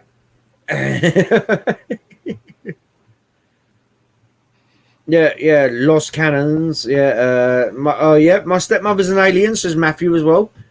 Great Outdoors. Yep. Dragnet. As a Canadian, we watched because of Canadian content rules. Both of Yeah, those. exactly. Oh, and my stepfather went to high school with Dan Aykroyd too. Oh, fucking hell! Throw any more. Just look at me, Zin. You know, big yourself up anymore. I mean, it's not like it's your channel or anything. Oh, never mind. Oh, shut up. In The Firm. Gene Hackman in The Birdcage. Yeah. Mm-hmm. But he wasn't the Birdcage. He wasn't the drag queen in that one. That was what's his name, Robin Williams. And No, it wasn't Robin Williams. Robin Williams played the straight one of the two gays. Well, he's the one who had. Yeah, he's like. Yeah, he tried it out. The gay couple where one of them pretended to be Robin Williams played the male role, and who was it? Matthew Lane, something Lane. Oh, I can't. I pierced the toast. Men smear. I pierced the toast. Oh yes, I haven't seen that movie since it came out with my father. Jeez. Oh God, yeah. Sorry, yeah. No. Okay. Yeah, Gippy. I am. What was that? 97, I think that was. The Birdcage. 96, 97. You got to bear in mind, by the way. I have it open, so it's 96. Yeah, you got to bear in mind different countries, different release dates, especially back in the 80s and 90s when there was no tinterwebs and shit. So we could get a film, if I was currently pillaging the UK, that would be a year later than it was released in the US, or 6 months. 6 months, to be honest with you, was kind of the standard. Yeah, what is it? Looking at some of these movies here. Oh, James, nice. Sorry, hold on. James says his uncle, God rest his soul, went to high school with Johnny Depp. Well, as James, with all due respect, as long as he didn't choke on one of Amber Turd's leavings when he went around to visit. But no, if you got high school pictures of that shit, man, that's cool. Yeah. Yeah, what is it? Looking at Hackman's work. Apparently, when he retired, he had 100 movie credits. And now he has 101 because of the Donner cut. Is considered a second movie. The Donner cut. It is a good cut. Yeah. It is a good cut. But it does worry me nowadays when everybody's like, yeah, we need the so-and-so's cut of this, so-and-so's cut of that. And you think, so, well, how many cuts of Blade Runner have we had? Yeah, and that's the thing. Look, I don't mind it when they say we're going to release a cut on a 25th anniversary edition, and we get to see the. I mean, it makes sense. You're a movie business. You want to have more sales on old product, and if it's got some notoriety, and you're bringing in a new audience because it's a new generation. Yeah, so it's fine. Like for me, and that's why I always thought we'd get the Snyder cut on. I just always figured it was on like a 20th anniversary. Yeah, I figured it'd be like the 10-year anniversary. Yeah. Blu-ray cut kind of thing. People complain about why is Zack Snyder making these 3-hour, 4-hour cuts of his movies, and I'm like, you got to remember, Zack Snyder came up the same time with Peter Jackson in that era of the DVD where they kept making releases of new movies. So Peter Jackson, how many different versions of Lord of the Rings are out there? How many different versions of other? This is just a style that of these modern filmmakers. No, it's even easier than that.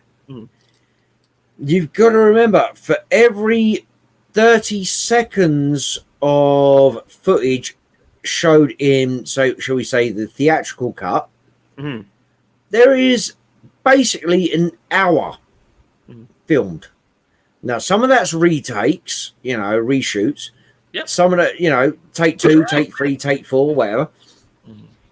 Some of that is shit and a lot of that is stuff which I've known productions where they've spent over $500,000 building the sets, filming stuff for it, and then they go, no, we can't fit that into the time scale because we've got a time frame. They film shit there, they edit it, and then they go, oh no, we've got to cut that out. The editors don't care how much it costs to produce that particular scene. Yep. If it doesn't fit in with the narrative, if it doesn't fit in with if they've got a time scale they've got to keep to, etc., it doesn't fit in, it's gone. Yep. And then it's so much easier now to do a director's cut because you just go, all right, we'll do CGI for all of it. Yeah. I mean, look at his Watchmen movie. I understand he has like 4 cuts of that out there now. Oh, and each time they I love the drop Watchmen another cut movie. on it, everyone gets them paid, and that's just like all these executives in Warner Brothers who are like, we're never going to release this thing. I'm like, in 5 years, you're all going to be replaced by a new executive branch who's going to come in and say, we're releasing the cut because we want the money. Yeah, well, not being funny. I mean, hold on, we're going down this territory now. Yeah. Right? No, like the Warner Brothers to Discovery thing, right? I'm guessing this is, I've got to catch up on my Andy videos, okay? I'm a busy orc, and you'd be amazed some of the villages I go to, you don't get Wi-Fi signal, and carrying a desktop and employing 17 humans to run on treadmills to power the fucker is a pain in the arse. But I'm guessing it's AT&T going, you know what? This isn't making as much money as we thought. So you take it, and the Discovery conglomerate will just look at it and go, right, fuck anything to do with, current trends, shall we say. I'm the orc has been diplomatic here because in reality I want to say identity politics bullshit because nobody gives a fuck. Nobody's given a fuck for fucking 40 years. Get over yourselves just because you don't see yourself represented. That's because they're fucking movies. You retarded fuck munch. Yeah. Sorry. Yep. And I'm hoping the Discovery thing, they'll look at it and go, you know what? This makes us money. Yeah. We'll do this. This doesn't make us money. So great. Why the hell did they get sold off to AT&T? Like, don't even you're start getting now. passed around. Like, come on, guys. Yeah, you're getting passed around like the fucking leftovers of cake at a wedding. Yeah.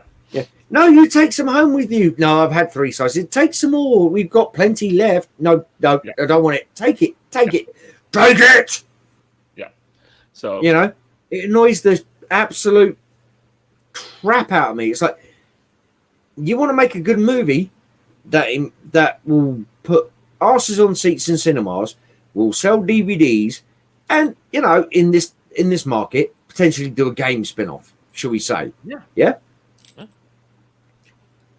Then shut the fuck up. And if 6 movies you've tried to do, I'm not going to name any movies, but 6 movies you've tried to do have all bombed big time, guess what? You can't go around blaming the fans. You need to go, oh, fuck, no, it's not the fans' fault. It's our fault because we're not pandering. We're not giving what the fans want. Some people call it pandering to the crowd. No, as far as I'm concerned, it's not pandering to the crowd. It's fucking pleasing your audience. Yeah. So, I mean, like, I could your customer what they're asking for. Yeah. That's terrible idea because I could start off on this alleged Predator movie thing that they're gonna do where it's set in Native America before the colonization. And the hero of the piece is a woman who goes against the social and patriarchal norms of her tribe. Right, hold on. Schwarzenegger with a massive gun and a full team of special forces guys and a grenade launcher barely took one down. And you're saying, no offense to anybody who's Native American or any of this shit, she's probably going to be about 20, let's be honest. So no actual even proper experience in the hunting, fighting warrior world. Is going to take down a predator with a bow and fucking arrow? No. Oh, here's Bob. Well, Bob! we can bring him on. Yeah, Bob. Just come on. Hold on. Oh, okay, hold on. Where am I? This one here. Yeah, Bob, you're fucking useless. All right. You are fucking useless. Now, bear with me 1 second. I'm just going to copy that StreamYard's link. And I'm going to directly put it into Bob. Even though, I don't know why, because apparently he's playing Resident Evil Village. Right, Bob. Yes, and Gippy, as always, says, boob!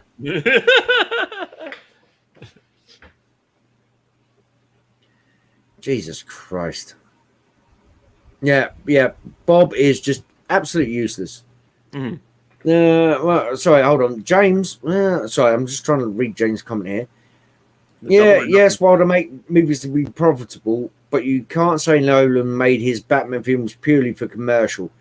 There was an artistic license with them. Yeah, no, James.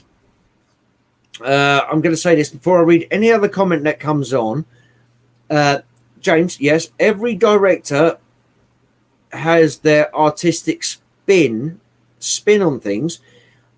Everything needs to make money, otherwise nothing gets made. When you push stupid, moronic opinions, which 99% of the general public disagree with, into those products, then 99% of the general public will say, F you, I'll go and watch Schwarzenegger's Predator. Don't care about your political pandering to them. They find it insulting. Oh yeah, apparently so. With John Cena, for example.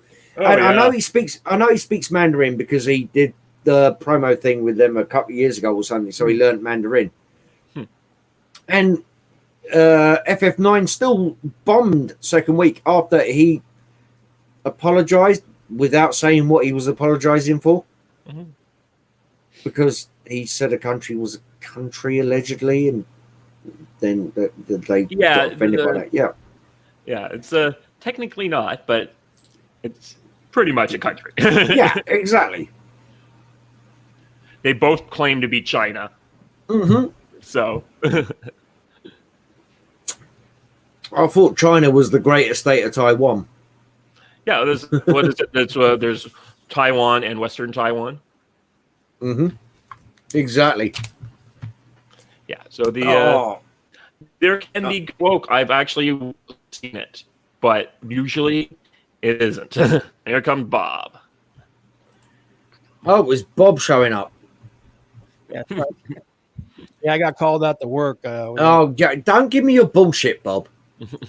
You're always fucking coming up with the excuses. Oh, I fell asleep. Bad luck, man. Oh, I fell asleep. Oh, I forgot. Oh, I was too busy throwing one over Mrs. Palmer and the five. I should have sent you notice that I got called out. I didn't do that. That's okay. No, Dave, don't apologize to him. You're giving. I'm just giving him shit. I'm just giving him shit. Oh yeah. You giving John Cena the business? Oh yeah. Oh yeah. Because somehow we've gone from top 5 John Carpenter movies to we digressed into several other topics, and now we're talking about making decent movies, not pandering to bullshit. They're starting. And funny, I've seen it showed up in that one. Yeah, they'll get the hint eventually. Yeah, but Bob, just to let you know, yeah, my 5 picks, right? And then Dave will tell you those, and then I'm gonna bugger off for about a minute and a half. Okay. Then you can tell us your top fives. My 5 was number 5, Sultan Precinct 13. Okay. Especially in light of things which have happened in the current in recent times. It seems very ironic they did this in 1974 or whatever it was. Yeah. Mm-hmm. Number 4 was In the Mouth of Madness. Number 3 was They Live, which I believe me and Dave matched. Yeah, we both matched. We had several matches this time. Yeah. My number 2 was The Thing, which, Dave, you can explain this to him in a minute because I just don't want to talk to you about this subject because you fucking disgust me with that. And my number 1 pick was Big Trouble in Little China, which was also my number 1. That's not a bad list, man. Yeah. I got a couple of different ones though. Right, good. Well, hopefully, whilst Dave goes through his, I have time to go and come back. Yep. Cool. Back in a second. My 5th was In the Mouth of Madness. 4th, Starman. 3rd, They Live. 2nd, Escape from New York. And number 1, Big Trouble. Okay. The reason why is I haven't watched The Thing. I hear it's great, but What's The Thing? I have not watched it myself. You've never watched The Thing?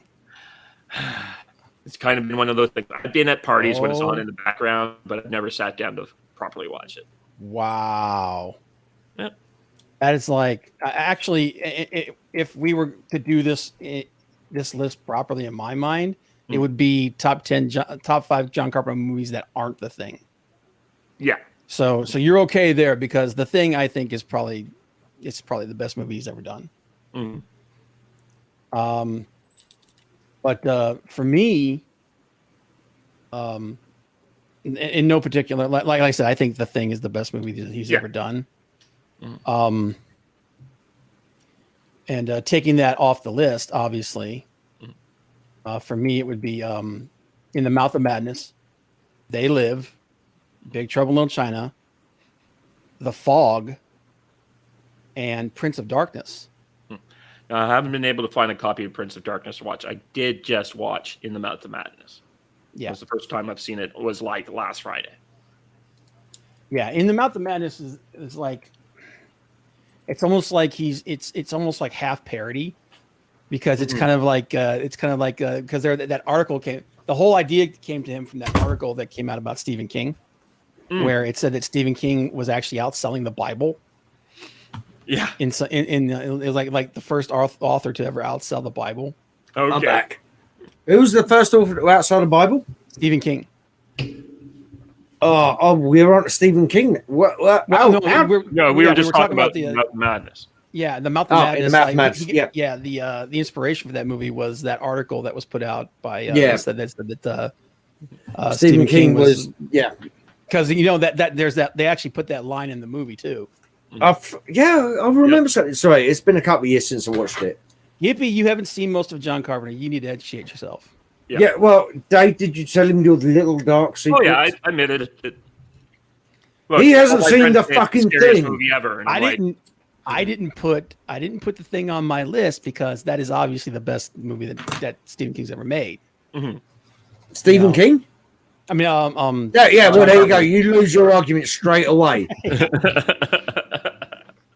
I'm sorry. But no, that's the best movie that John Carpenter's ever made. So go through your 5 again. I don't have wireless headphones, unfortunately. I say the first 3 were the same as you guys. In the Mouth of Madness, They Live, Big Trouble in Little China. For me, I got a soft spot in my heart for The Fog. I feel it just has a weak third act. It does, but I tell you what. See, me and Dave agreed on that. It has a weak third act, but the ending is fantastic. Because they think because the priest thinks it's over and everything, and then he turns around and the ghost there and they kill him. You know, yeah, but you can say that with he done that better in the Mouth of Madness. True. In the Mouth of Madness, I would say the third act is probably the strongest part of In the Mouth of Madness. Yeah, he learned his lesson, and Yeah, it's like I would actually say that the movie actually kind of slogs a little bit in the middle. Like the beginning is awesome. Yeah. Beginning of Mouth of Madness is awesome. Yeah, but then the whole thing within the Mouth of Madness is then you've got his build up as he's getting into this world, shall we say? You know, of Carter Kane. For me, the thing about that movie, it's like, is this even happening? Because it's just a writer writing a book somewhere, and he's just turning himself into his own story, and it's like, is this actually happening? Are people going crazy, or is it just like Carpenter as a director has made this world, and he's like just letting the characters in the book know that they're in a book? John is one of those guys that he's a lot like George Romero. There's a hidden story underneath everything that he does. Yeah. Mm-hmm. And the hidden story underneath that, I think, is like I said, he got the idea from that article about Stephen King, but he also kind of the idea of like how authors sometimes view themselves as God in the worlds that they create. So like they almost have like this almost like a little bit of a narcissistic God complex. Mm-hmm. John likes to shine lights on little things like that. Mm-hmm. Sorry, I need to interrupt just quickly because Matthew, this is like the third. Oh yeah, Matthew, going back to a previous comment, says Maximum Overdrive was on drugs when King made it. Yeah, wasn't that just after he was run over? Yeah, it was. Was it around that time? But yeah, no. Matthew says he was run over a lot later. Sorry. Yeah, was he? He was just on drugs. Matthew also says posting again his top 5. I'm assuming this is. Yep. Christine, Big Trouble, The Fog, They Live, and Starman. Yeah, Starman's a weird movie for me though. It's a good character study, but it's not a great movie. It's just not his. It's just not his style. You know, that movie I think is like his one and only time that he did like a corporate movie. You know, he did a big one of the Halloween sequels he did. Yes. And Escape from LA to me is a fucking corporate money grab movie. Yeah, I think what happened with that is that he kind of made compromises for that because he wanted to make it. Because he had the idea in his head, and he's like, "All right, I'll do your thing if you just let me do my thing." Because he kind of noticed like, after that, he just kind of was like, "Okay, I'm so sick of this, I'm out of here." Because John's always been one of those guys. He's kind of an iconoclast. You know, he doesn't really like the Hollywood system. Him and Terry Gilliam. Yeah. So don't start me on Terry at the moment. But yeah, Bob knows what I'm talking about with the comics. Oh God, dude. Yeah, don't start me on Terry at the moment. Yes. Oh, no, you're talking about no, that's not the Netflix team that's going Neil, on. You're talking about Neil Gaiman. Oh, sorry. Yeah. Sorry. Yeah. Yeah. Neil Gaiman basically taking back what he said less than a year ago. Mm-hmm. Yeah. But anyway, yeah, it's like, oh, that's but that's a different show. That's a different show on a different channel. Yeah, that Netflix money will make you change your mind real quick. Mm-hmm. Yeah. But I'll tell you another cool thing about John is that he's just been like lately he's just been doing like these little short films and stuff. He directed an episode of that TV show Happy. Did he do Happy? Actually, wait a minute. Did he? Well, no, he did the music on that. Yeah, me and Dave music scores now. Yeah. Oh yeah. No, his music scores are like double his directing credits, if I remember correctly. But no, me and Dave did talk about him doing a Stranger Things episode. Yep. Was that on air or off air? I can't remember. I think that was off air beforehand, wasn't it? But yeah, he's been doing like these little. Actually, he did like a video short for Escape from New York like a couple of years ago. Did one for Christine. What was the last thing that he directed? I think it was those 2 episodes of the last big movie. The Ward. Mm-hmm. Yes, he did and with everyone in the chat's been talking about that one because it has a certain ex-wife of Johnny Depp in it.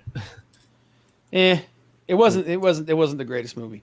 Does her name start with T and end in Erd? Yeah.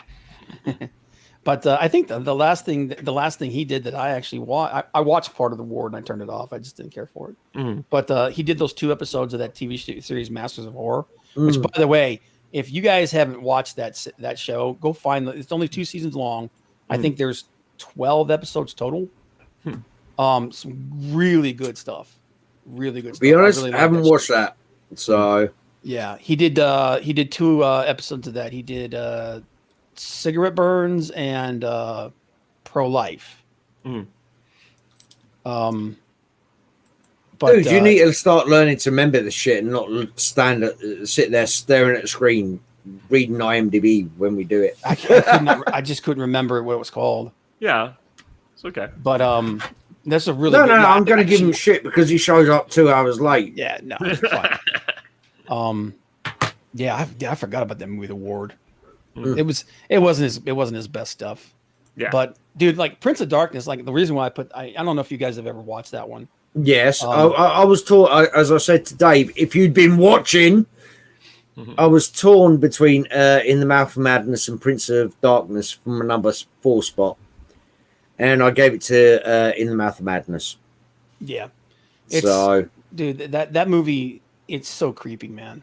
That movie is probably one of the scariest movies he's ever done. That movie, like just this stuff with the homeless people. By the way, nice little cameo there from Alice Cooper, who did a great job. But yeah, it's some of these movies are hard to get now, like you said. Oh yeah. Oh Jesus.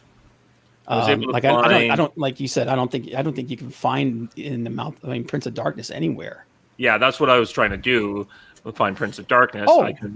I'll guarantee you I can find it on Prime, but it's actually on YouTube. Oh, it's on YouTube for $4.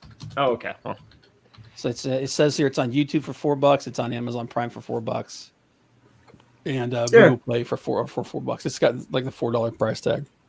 Hold on. But the funny thing is, you could probably go buy it if you go to like a buybacks or something like that, like a used videos place that sells used videos and DVDs and whatnot. You could probably buy it for like $3. Dude, I've just found a listing for it. 1987 full movie. It's in 47 snippets. Ouch. So yeah, if you want to download 47 individual no, it's just on YouTube. That's what I'm saying. You can just YouTube stream downloader it fucking one to the other. Yes. Man, that would drive me nuts, man, because that means it's in like 5-minute chunks. Yeah. Scream Factory apparently has it. That's cool. On DVDs. But like I said, man, like if you have like a buybacks or something like that, or a used movie / game store around you that sells used games and DVDs stuff like that, you could probably find it there for a couple of bucks. Yeah, I got Amazon. I got Assault on Precinct 13 that way. Yeah, I have to go back and rewatch that. I haven't watched that in forever, man. Watch all 3 versions. The original, man. Yeah, no, because you got the original. You got, as we discussed, again, you would know if you were here. Sorry, I'm ripping on you, Bob. No, go ahead. No, I'm still waiting. I'm still waiting for Lawrence Fishburne, Gabriel Burns, Ethan Hawke. Titled Sultan Precinct 13, which was all right. Yeah, I mean, I like Ethan Hawke. It was all right.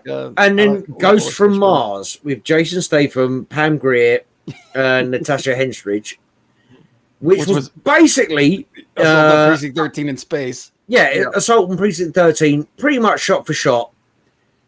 Even like I said to Dave, to the homemade explosives. Yeah, where they don't kill anybody, they just throw them around. Do you know what I mean? That's like a holdover from like the 80s and 90s, man. Where like remember like in like TV shows like the A-Team and stuff, they would blow up the car. The A-Team, right? Hold on. They'd fire 1,000,000 bullets, not hit anybody. They'd fire one shot and blow up the tire, and the car would flip. But then after the car flipped, or after the everybody called out. Everybody always called out. They had to show the guys crawling out and running away. Yeah. Oh God, yeah. I believe only in the first 4 seasons of the A-Team, only one person ever died. Yeah, and he died off screen. Yeah. Yep. No, there was a couple more than that, but they were the victims that were Oh yeah, I see. The bad guy might kill some people. Yeah, they never showed any of that. Like there was no, one they didn't show any of it. But no, the A-Team, they were the plot points that died off screen to give the motivation for that episode, if you get what I mean. So, but the Sultan Precinct 13 was kind of like a holdover from that era, because like he showed these big explosion thing, but he had to show everybody like surviving it. That was a weird movie, man. Oh, and by the way, sorry to interrupt. I just want to say something to the chat. Gippy, I will not fucking forgive you for not showing up when we started this stream. Just because I'm going to look Bob at the moment, I will come back to you, Gil, and I will get my disciplinary pants on. God, bloody women. Just because they live in another continent and they have 39 fucking cats, they think it's an excuse to miss an hour of a stream. It's just not right. And wait for it, she's going to get all defensive now in the chat, which is hilarious. Love you, Gip. You're still number 2. Who's number 1? Oh man. But yeah, and did you catch the part, Bob, where me and Dave were talking? Oh, should we do a Van Damme or Seagal? Yeah, we realized Seagal had 5 movies we liked. Seagal's first 5 movies are the ones we both pick. I don't even know if there's 5 Steven Seagal movies I like. Yeah, Mark for Death, Out for Justice, Nico, Hard to Kill, and Under Siege 1. What was the one that he was in with Michael Caine? On Deadly Ground, where he dies. Executive Decision. We talked about Executive Decision. Kurt Russell. That's the best movie ever made. Kurt Russell and John Leguizamo. Yeah, dude, that's the best movie ever made. He dies 15 minutes in. Yeah, no, we spent 15 minutes just talking about that. and then we went, you know what? Fuck it, no, because we're going to pick the same 5 Seagal movies. Yeah. Although I might have thrown Machete in there. Yeah, he's just because he's doing a parody of himself. Yeah, pretty much. Especially at the end when he gets stabbed, he's like, "You think this is bad? This isn't bad. I'll show you what this means." And he just proceeds to rip himself open. He basically seppukus himself. Yeah, exactly, because you can't have Seagal dying. Oh my god, dude! I can't. So he has to kill himself. I didn't even know he was still making movies, dude. Do you know he's trying to make it Above the Law too? Oh wow! Dude, above the waistline, for fuck's sake. Yeah, I have seen some of those movies he's done on Netflix. They're a couple of them are okay, but for the most part, I prefer like Nick Cage. You know what? He's making like 5 movies a year. Of those guys who are doing that kind of thing, him and Bruce Willis. I think Nick Cage is the one who does the quality every time. When he does I feel so bad for Nicolas Cage, man, because sometimes he just, God, man, you can tell sometimes he just phones that shit. Yeah, but you know why? Because Nicolas Cage keeps buying shit. He keeps buying shit and then realizing, oh, I don't actually have the money to pay for it, so I need to get another gig just to fucking cover the bills on that. Well, he was like a huge comic book collector. Then someone like jacked his comic book collection. Yeah. Oh god. It's so much money wrapped up in that. It was well, he had so many OGs. You know what I mean? He had so many number 1s, graded 9+. Oh yeah. Do you know what I'm saying? I think he had like the first appearance of Superman. Yeah, he had like the best graded version of that ever. Yeah. That thing's worth like. And the worst thing. $900,000. Yeah, and the worst thing is some guy jacked it and probably didn't know what the fuck it was, and just used it to fucking roll a blunt with. Oh man, you know what I'm saying? Yep. God, Seagal looks like he just like what's he gonna do? And if he, Above the Law 2 is gonna like Nico just got addicted to egg rolls or something? What the hell? No. You see, what happened was he went back to his Italian roots. He opened up a pizzeria. And he ate them? And then what happened was it went out of business because there was no pizzas for anybody else. So I'm just spitballing here the basic premise of the movie. And then you have some local thugs come in demanding protection money to make sure his pizzeria, which isn't making any money because he's eating everything, the fat cunt. And he turns them down and and eventually he realizes in all the folds hanging over his belt that he's still got a Colt 9mm. Finds the corpse of his dead wife that's been missing. Yeah.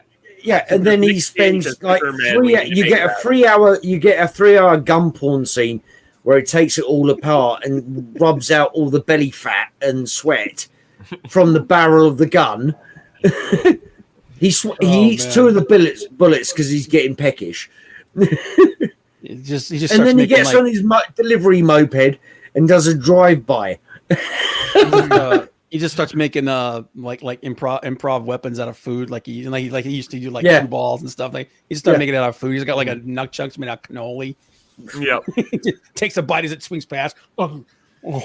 Ultra burnt pizza crust is fucking throwing knives, sort of shit. You know. If he wants to poison them, he puts them in the garlic dip he's had for 5 years. God dang, it's like I'm trying to think of what are the best movies he's ever done. I think Out for Justice, Under Siege, Nico, Mark for Death, and Hard to Kill. Nico is named something Above else the Law in the America. States. Yeah. It's called Above the Law, isn't it? Above the Law, Hard to Kill. Yeah. Sorry, no. In the UK, it was called Nico, Hard to Kill. Yeah. Sorry, Above the Law. Sorry, Nico, Above the Law. Actually, like the first 5 movies he did were about to be the best.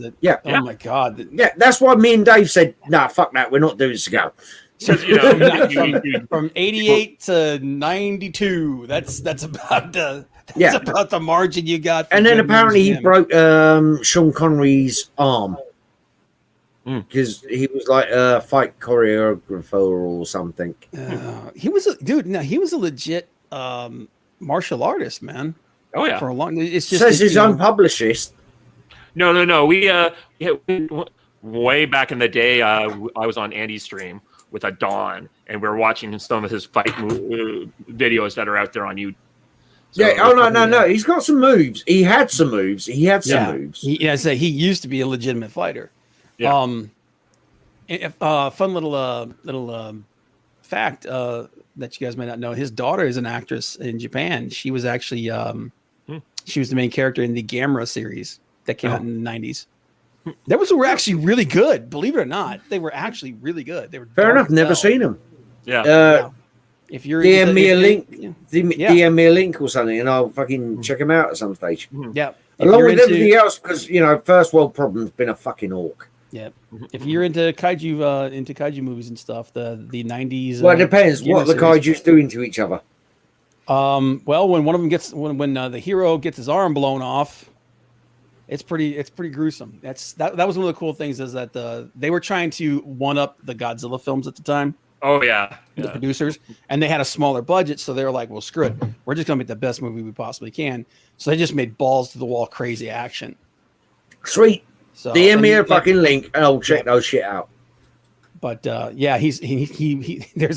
was a picture at the time that was circulating where he's one of those dads that's a little creepy. So really? He's got his hands on his daughter's shoulder, but his hands are a little too low. Oh, you mean like your president? Yeah, that's what I'm saying. No, but you see, see, not been funny. I'm gonna stick up for him here a second. Yeah, because he does need the belly wheel as well. Like in 2000 AD. But no, it's your fucking kid, man. What? Mm-hmm. Just because you touched the lower back, no, I'm sorry. It's your kid. You fucking when they were a baby, you've done everything to them. You don't see them like you would see a other person, if you get my meaning. Mm-hmm. I mean, for fuck's sake, Bob, let's be honest here. There's no way I'd be putting my hand around you. I wouldn't be rubbing my hand down your back. But I've got fucking nieces and nephews and shit, god kids. Fuck me. My old neighbour, a couple of his kids are now in their 20s to 30s. I taught them martial arts when they were fucking children. Mm-hmm. You had to fucking grab them at the lower back, fucking, catch them when they're falling and all the rest of that shit. It's not inappropriate. It's just weird.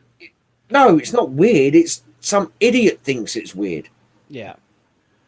Here's a movie. You know? Hey guys, I'm just reading at one Oh of shit, we're going back to movies for a second. Yeah, early movies. So No Retreat, No Surrender. Jason, a Bruce Lee fan, sees his. Oh, I love No Retreat, No Surrender. And number 2 had Cynthia Rothrock in it. It was the Vietnam spin-off one. No Retreat, No Surrender 3. Well, No Retreat, No Surrender 2 had nothing to do with No Retreat, No Surrender 1. And wasn't it 2 and 3 was, what's his name? Fucking woman-sounding name. Yeah, just the idea that he's training with the ghost of Bruce Lee. Yeah. And Van Damme was Eric Roberts. Yeah. No, not Eric Roberts. No, Sharon. Sorry. Oh fuck me. Sharon Stone? No shit. Hold on. Fuck it. Sorry again. I'm swearing an awful lot on your channel, and I do apologize. No Retreat, No Surrender. Oh, no, the dude who took over for him after.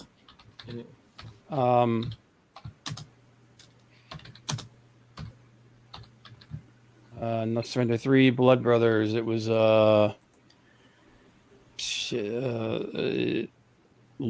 No, that's it. Lauren Avedon. Yeah, and No Retreat, No Surrender 3. It turned out that him and his dad, they basically had nothing apart from No Retreat, No Surrender in the title. The first one was a kid got taught martial arts by the ghost of Bruce Lee. The second one was set in Vietnam.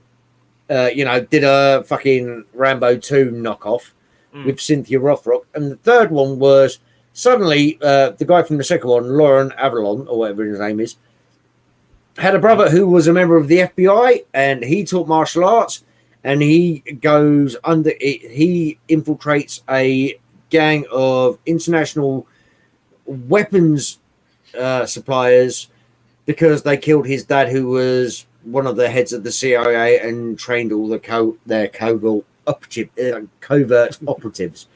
And it's fucking hilarious because it is American style Hong Kong Phooey. Okay. Yeah. I'll be right back. I got a call from work again. I got all right. Okay. In the third No Retreat, No Surrender, the bad guy is called Blanco. And he is fucking albino looking, white hair and all the rest of it. And he has these fucking darts that he throws the whole time. I should not be surprised that you've seen all these movies. I guess that's the thing. Dude. No Retreat, No Surrender 3, I think I watched a year ago again. Mm-hmm. Was it perfectly legitimately, of course? Every so often I'll come down with an actor, and I will just go watch all his movies. And I did that with a few people and seen some really strange, well, not really strange, but just like what, Cuba Gooding Jr. has an extensive filmography that no one's ever seen. And he did a movie that had what was it called? It's like Wrong Turn at Tahoe, which is kind of this low rent gangster movie. And there's an actual scene in this movie. These guys are all playing mobsters are waiting for they're about to be attacked. They're all playing Scrabble at their post, and someone says, "That's not a word."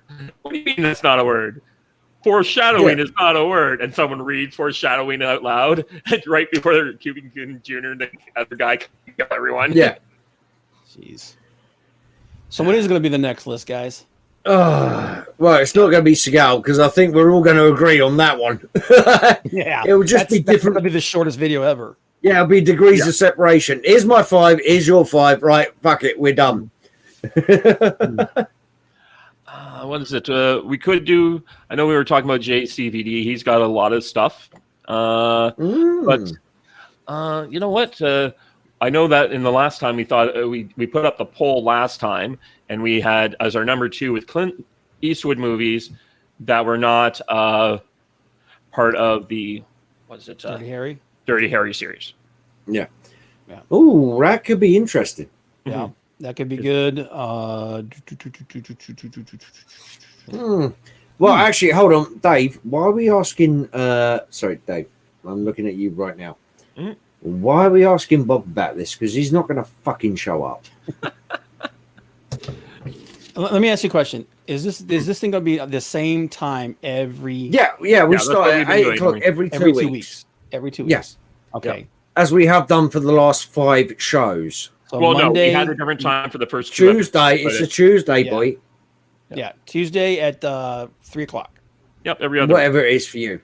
Okay, It's 8 o'clock for me. all right. So you interested? Barring life deciding to screw with me, I will be here on time next time. Oh, you mean like he sleeps in? No. Dude, I wish I could have slept in today. I Dude, did. so do Just I, the because meeting I this would morning. have had the day I had. Jesus Christ. Those farmers did not want to give up their shit. Let's do it. It's, Hey. it's amazing. What's a female action star that we could do? Oh, Cynthia Rothrock. We already talked about her for a movie. We did, yeah. Was it John Mhm. O'Brien Actually, 1 and 2 above the probably- law? It'd probably be easier to do just do like top female action hero movies like No, because if Ripley we and- put a pile out, we need to give options. Yeah. Damn. Because when Look, I'm you trying got- to think of any of them that have that like a long history. Angelina Jolie. Yep. Yeah, but hers weren't great. Oh, She's fuck off. Mr. and Mrs. Smith was great. Salt That's was what- yeah, underrated. So, Salt was underrated. There's two. Tomb Raider was fucked about because the production Tomb wanted Raider to do. Two Yeah, of them shit. She was just there to look hot. Well, I she mean, did. one action star who comes to mind, or a woman who's done a lot, Michelle Yeoh. Sigourney Weaver. Yeah, We could Sigourney do Weaver, movies Michelle that Yeoh. aren't aliens. That's going to be the problem right there, because four of those movies are Yeah. of her big action films are the Or Alien we- movies. You know what? Sigourney Weavers that are not the Halloween series. Sigourney Weaver wasn't in Halloween. No, that was fuck. Why my name just suddenly gone? Jamie fucking Jamie Lee Curtis. Jamie Right, Curtis. Jamie Yeah. Lee Curtis. Yeah. So we could have Yeah, we've got Mila Jovovich, Charlize Theron. Sorry, I'm just going with Gippy in the chat. Dude, Charlize Theron, Mila Jovovich and Charlize Theron probably have way more than Sigourney Weaver does. Yeah, I'm looking yeah. through it. I'm like, Well done, Gippy. She's Alien. just- I don't think Gippy was actually giving us suggestions. She was just calling Yeah. to 2 of her 39 cats. Because here's Sigourney Weaver's action films: Aliens 3. Mhm. And then the next one is Alien Resurrection. Mhm. And I guess you could put Galaxy Quest in there, even though it's a Yeah, and I guess another one. It's more of a thriller, but Copycat. Copycats. Well, that's not an Jesus. action film. That's No. like you just said. It's a thriller. Well, She you don't doesn't really necessarily have have a to whole do lot action of- movies. We just Yeah, Ghostbusters? she doesn't have. That's not an action film, though, man. Not for her. She doesn't do a whole lot. Well, I mean, she Yeah. gets Sorry, some no. action I'm movies. just trying to defend her here. I'm playing devil's advocate. Fuck off. Yeah, it's Avatar would be the next one after that, but again, She's it's not really- she's not the action It's star. not really her. So the Aliens, people think about it, but the Alien series is her action film stuff. yeah.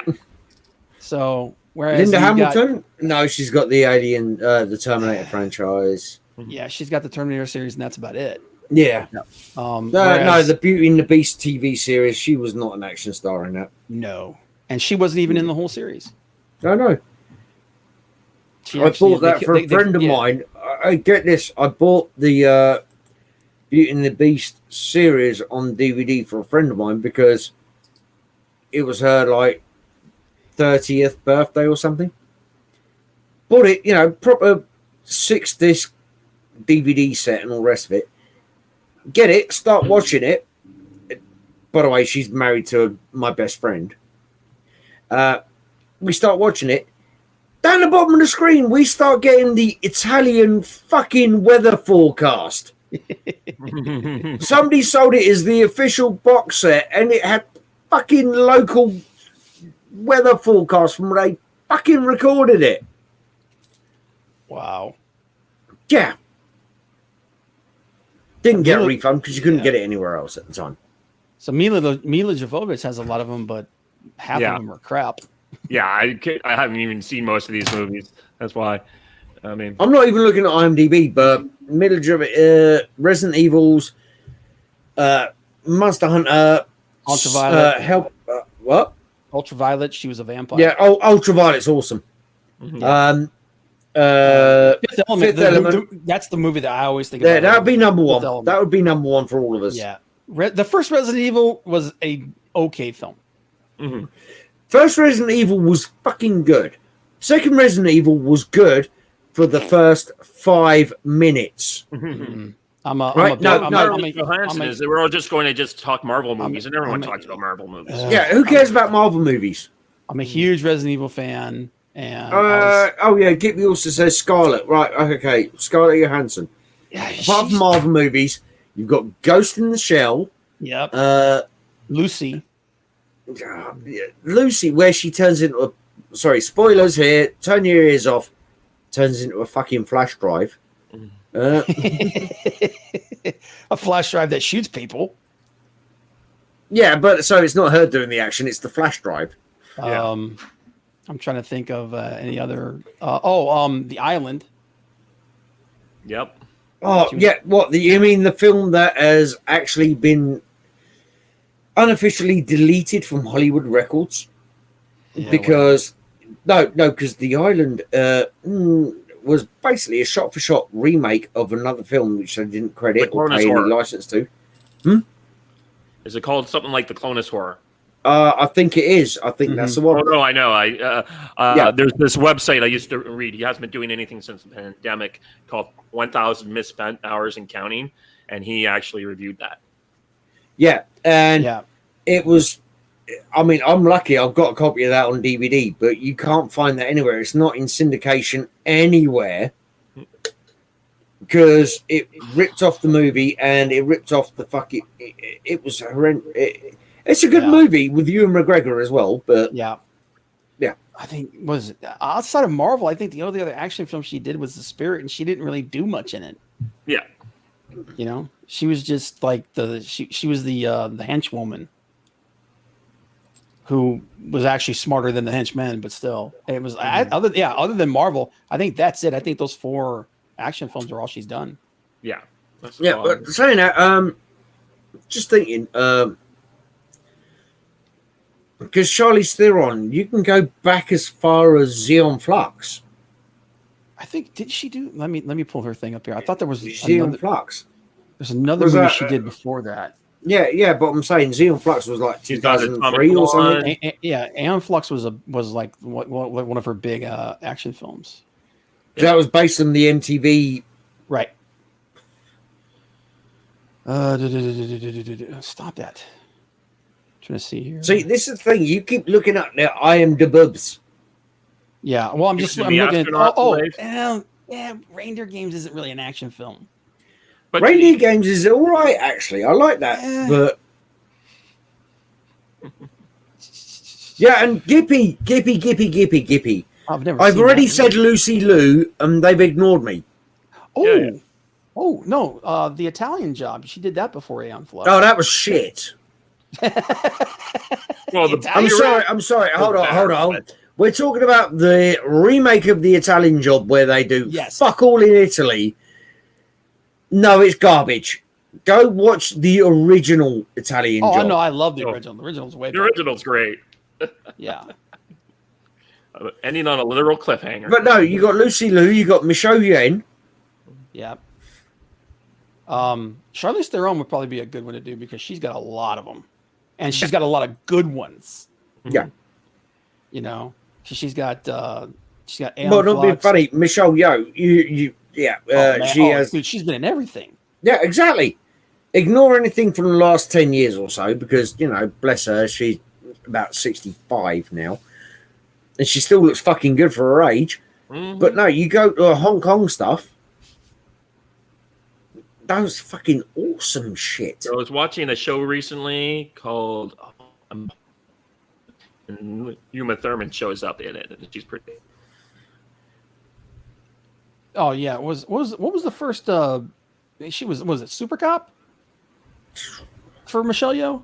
Was that the first time? That was her first Hong Kong What? action, The Hong Kong. action film. Yeah, her first Hong Kong action film. No, Police Story, I think it was the Jackie Chan one when she was a bit part in that, and then she went on to do her own thing. I think because there was like 3 police stories, And the third police story was the female-centric one, shall we say? She took over the Super Cop series after that first one. Maybe Super Cop police story. Maybe that's a UK, US translation of titles.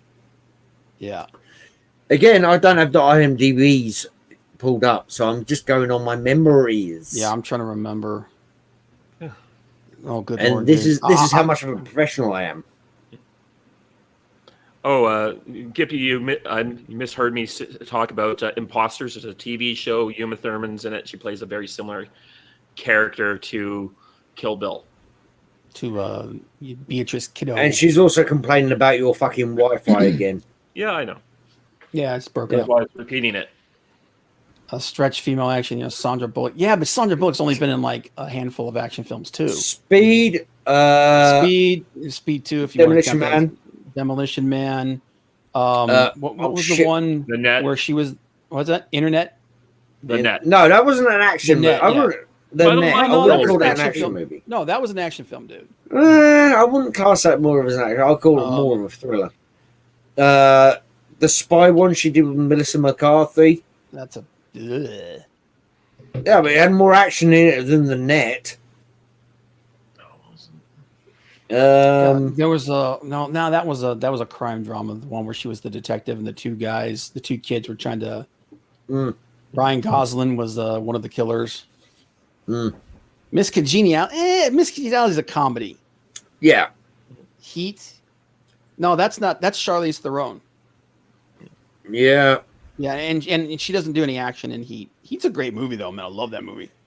Oh, it's awesome. Yeah, best gunfight ever. I mean, not being funny, the gunfight inspired the next generation. Yeah. I got one. Best Tom Cruise action films that aren't Mission Impossible. Yep. Oh, fuck me. Yep. Why don't we do that? Hold on. No, but I think that one should be. I think that is the next movie series we should do. What's that? Okay, so for what's that? The Tom Cruise thing? Oh, okay. Why don't we do that? Kind of set that up as the next episode. Tom Cruise movies that are not Mission Impossible, because he's got a lot of action movies that I would like to see what you think are your favorites. I'm pretty sure we're all going to have a Top Gun on our list. Dude, Top Gun. Top Gun's a good movie. That's not his favorite movie of mine. No. I think it's one of those ones that ends up in the 5 for most people. Oh yeah. But a lot of that is nostalgia. Yeah. I mean, a lot of Tom Cruise, Top Gun. It's they have the really awesome fucking planes because they did it. All live action and all the rest of it, and he really was in there. And that was one of the things with Top Gun 2, never mind the fucking whole changing badges on jackets and all of that shit. Yeah. Was he didn't want to fucking do Top Gun 2 because guess what? The insurance companies were saying, no, guess what? We are not going to insure you for this shit because that's too dangerous. So it was like, bitch, fuck off then. I'm not going to do it. Yep. And that's one thing you can love Tom, you can hate Tom. He wants to try and do the best for his audience, okay? Yeah. He wants to make it as true action movie stars of this. Yeah. He wants to fucking sorry, getting another one out of the fridge. He wants to bring as much realism as possible. He doesn't like the CGI. He doesn't like the special effect. You got the special effects with, breaking down little bits of wall or whatever, like the tiling or whatever. A couple special effects ridden movies, but they're usually sci-fi. Yeah, well, not being funny. I'll give you an example. Oblivion, that's a lot of CG in that. Yeah, but he does it. He did all his bits himself. Yeah. I'll give you an example. Was it 5? Mission Impossible 5?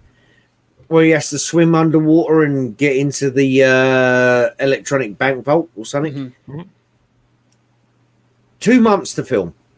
Yeah. He spent over 6 minutes at a time strapped into a gimbal underwater, shooting backwards and forwards around a underwater set, recreating this shit to make it as realistic as possible. Now, yeah, maybe it doesn't add much to the gravitas of the film overall, but he tries to do as much as possible practical. Like that fucking scene where he's at the beginning of the movie where he grabs onto the plane and it takes off. He fucking did that. Yeah. Oh, yeah, I know. He was on there. He was strapped. Okay, yes, it wasn't just his hands, but he was, tethered in. But he's still on the outside of a fucking plane taking off. Well, he did. He broke the last Mission Impossible. He broke his leg jumping from one. Trust me, I know more. I know more about that than you. Yeah. Mm-hmm. Yes. So. Yes, and that was a complete fucking pain in the ass. But no, he does as much as possible. So that's why I will always give him respect. You can love him, you can hate him, you can say the Scientology thing, whatever. I don't care. He tries to do as realistic, he tries to do everything for real when he can. Yeah, we know. Granted, Mission Impossible fucking 12 or whatever is apparently, or whatever he's doing is going to be filmed in space.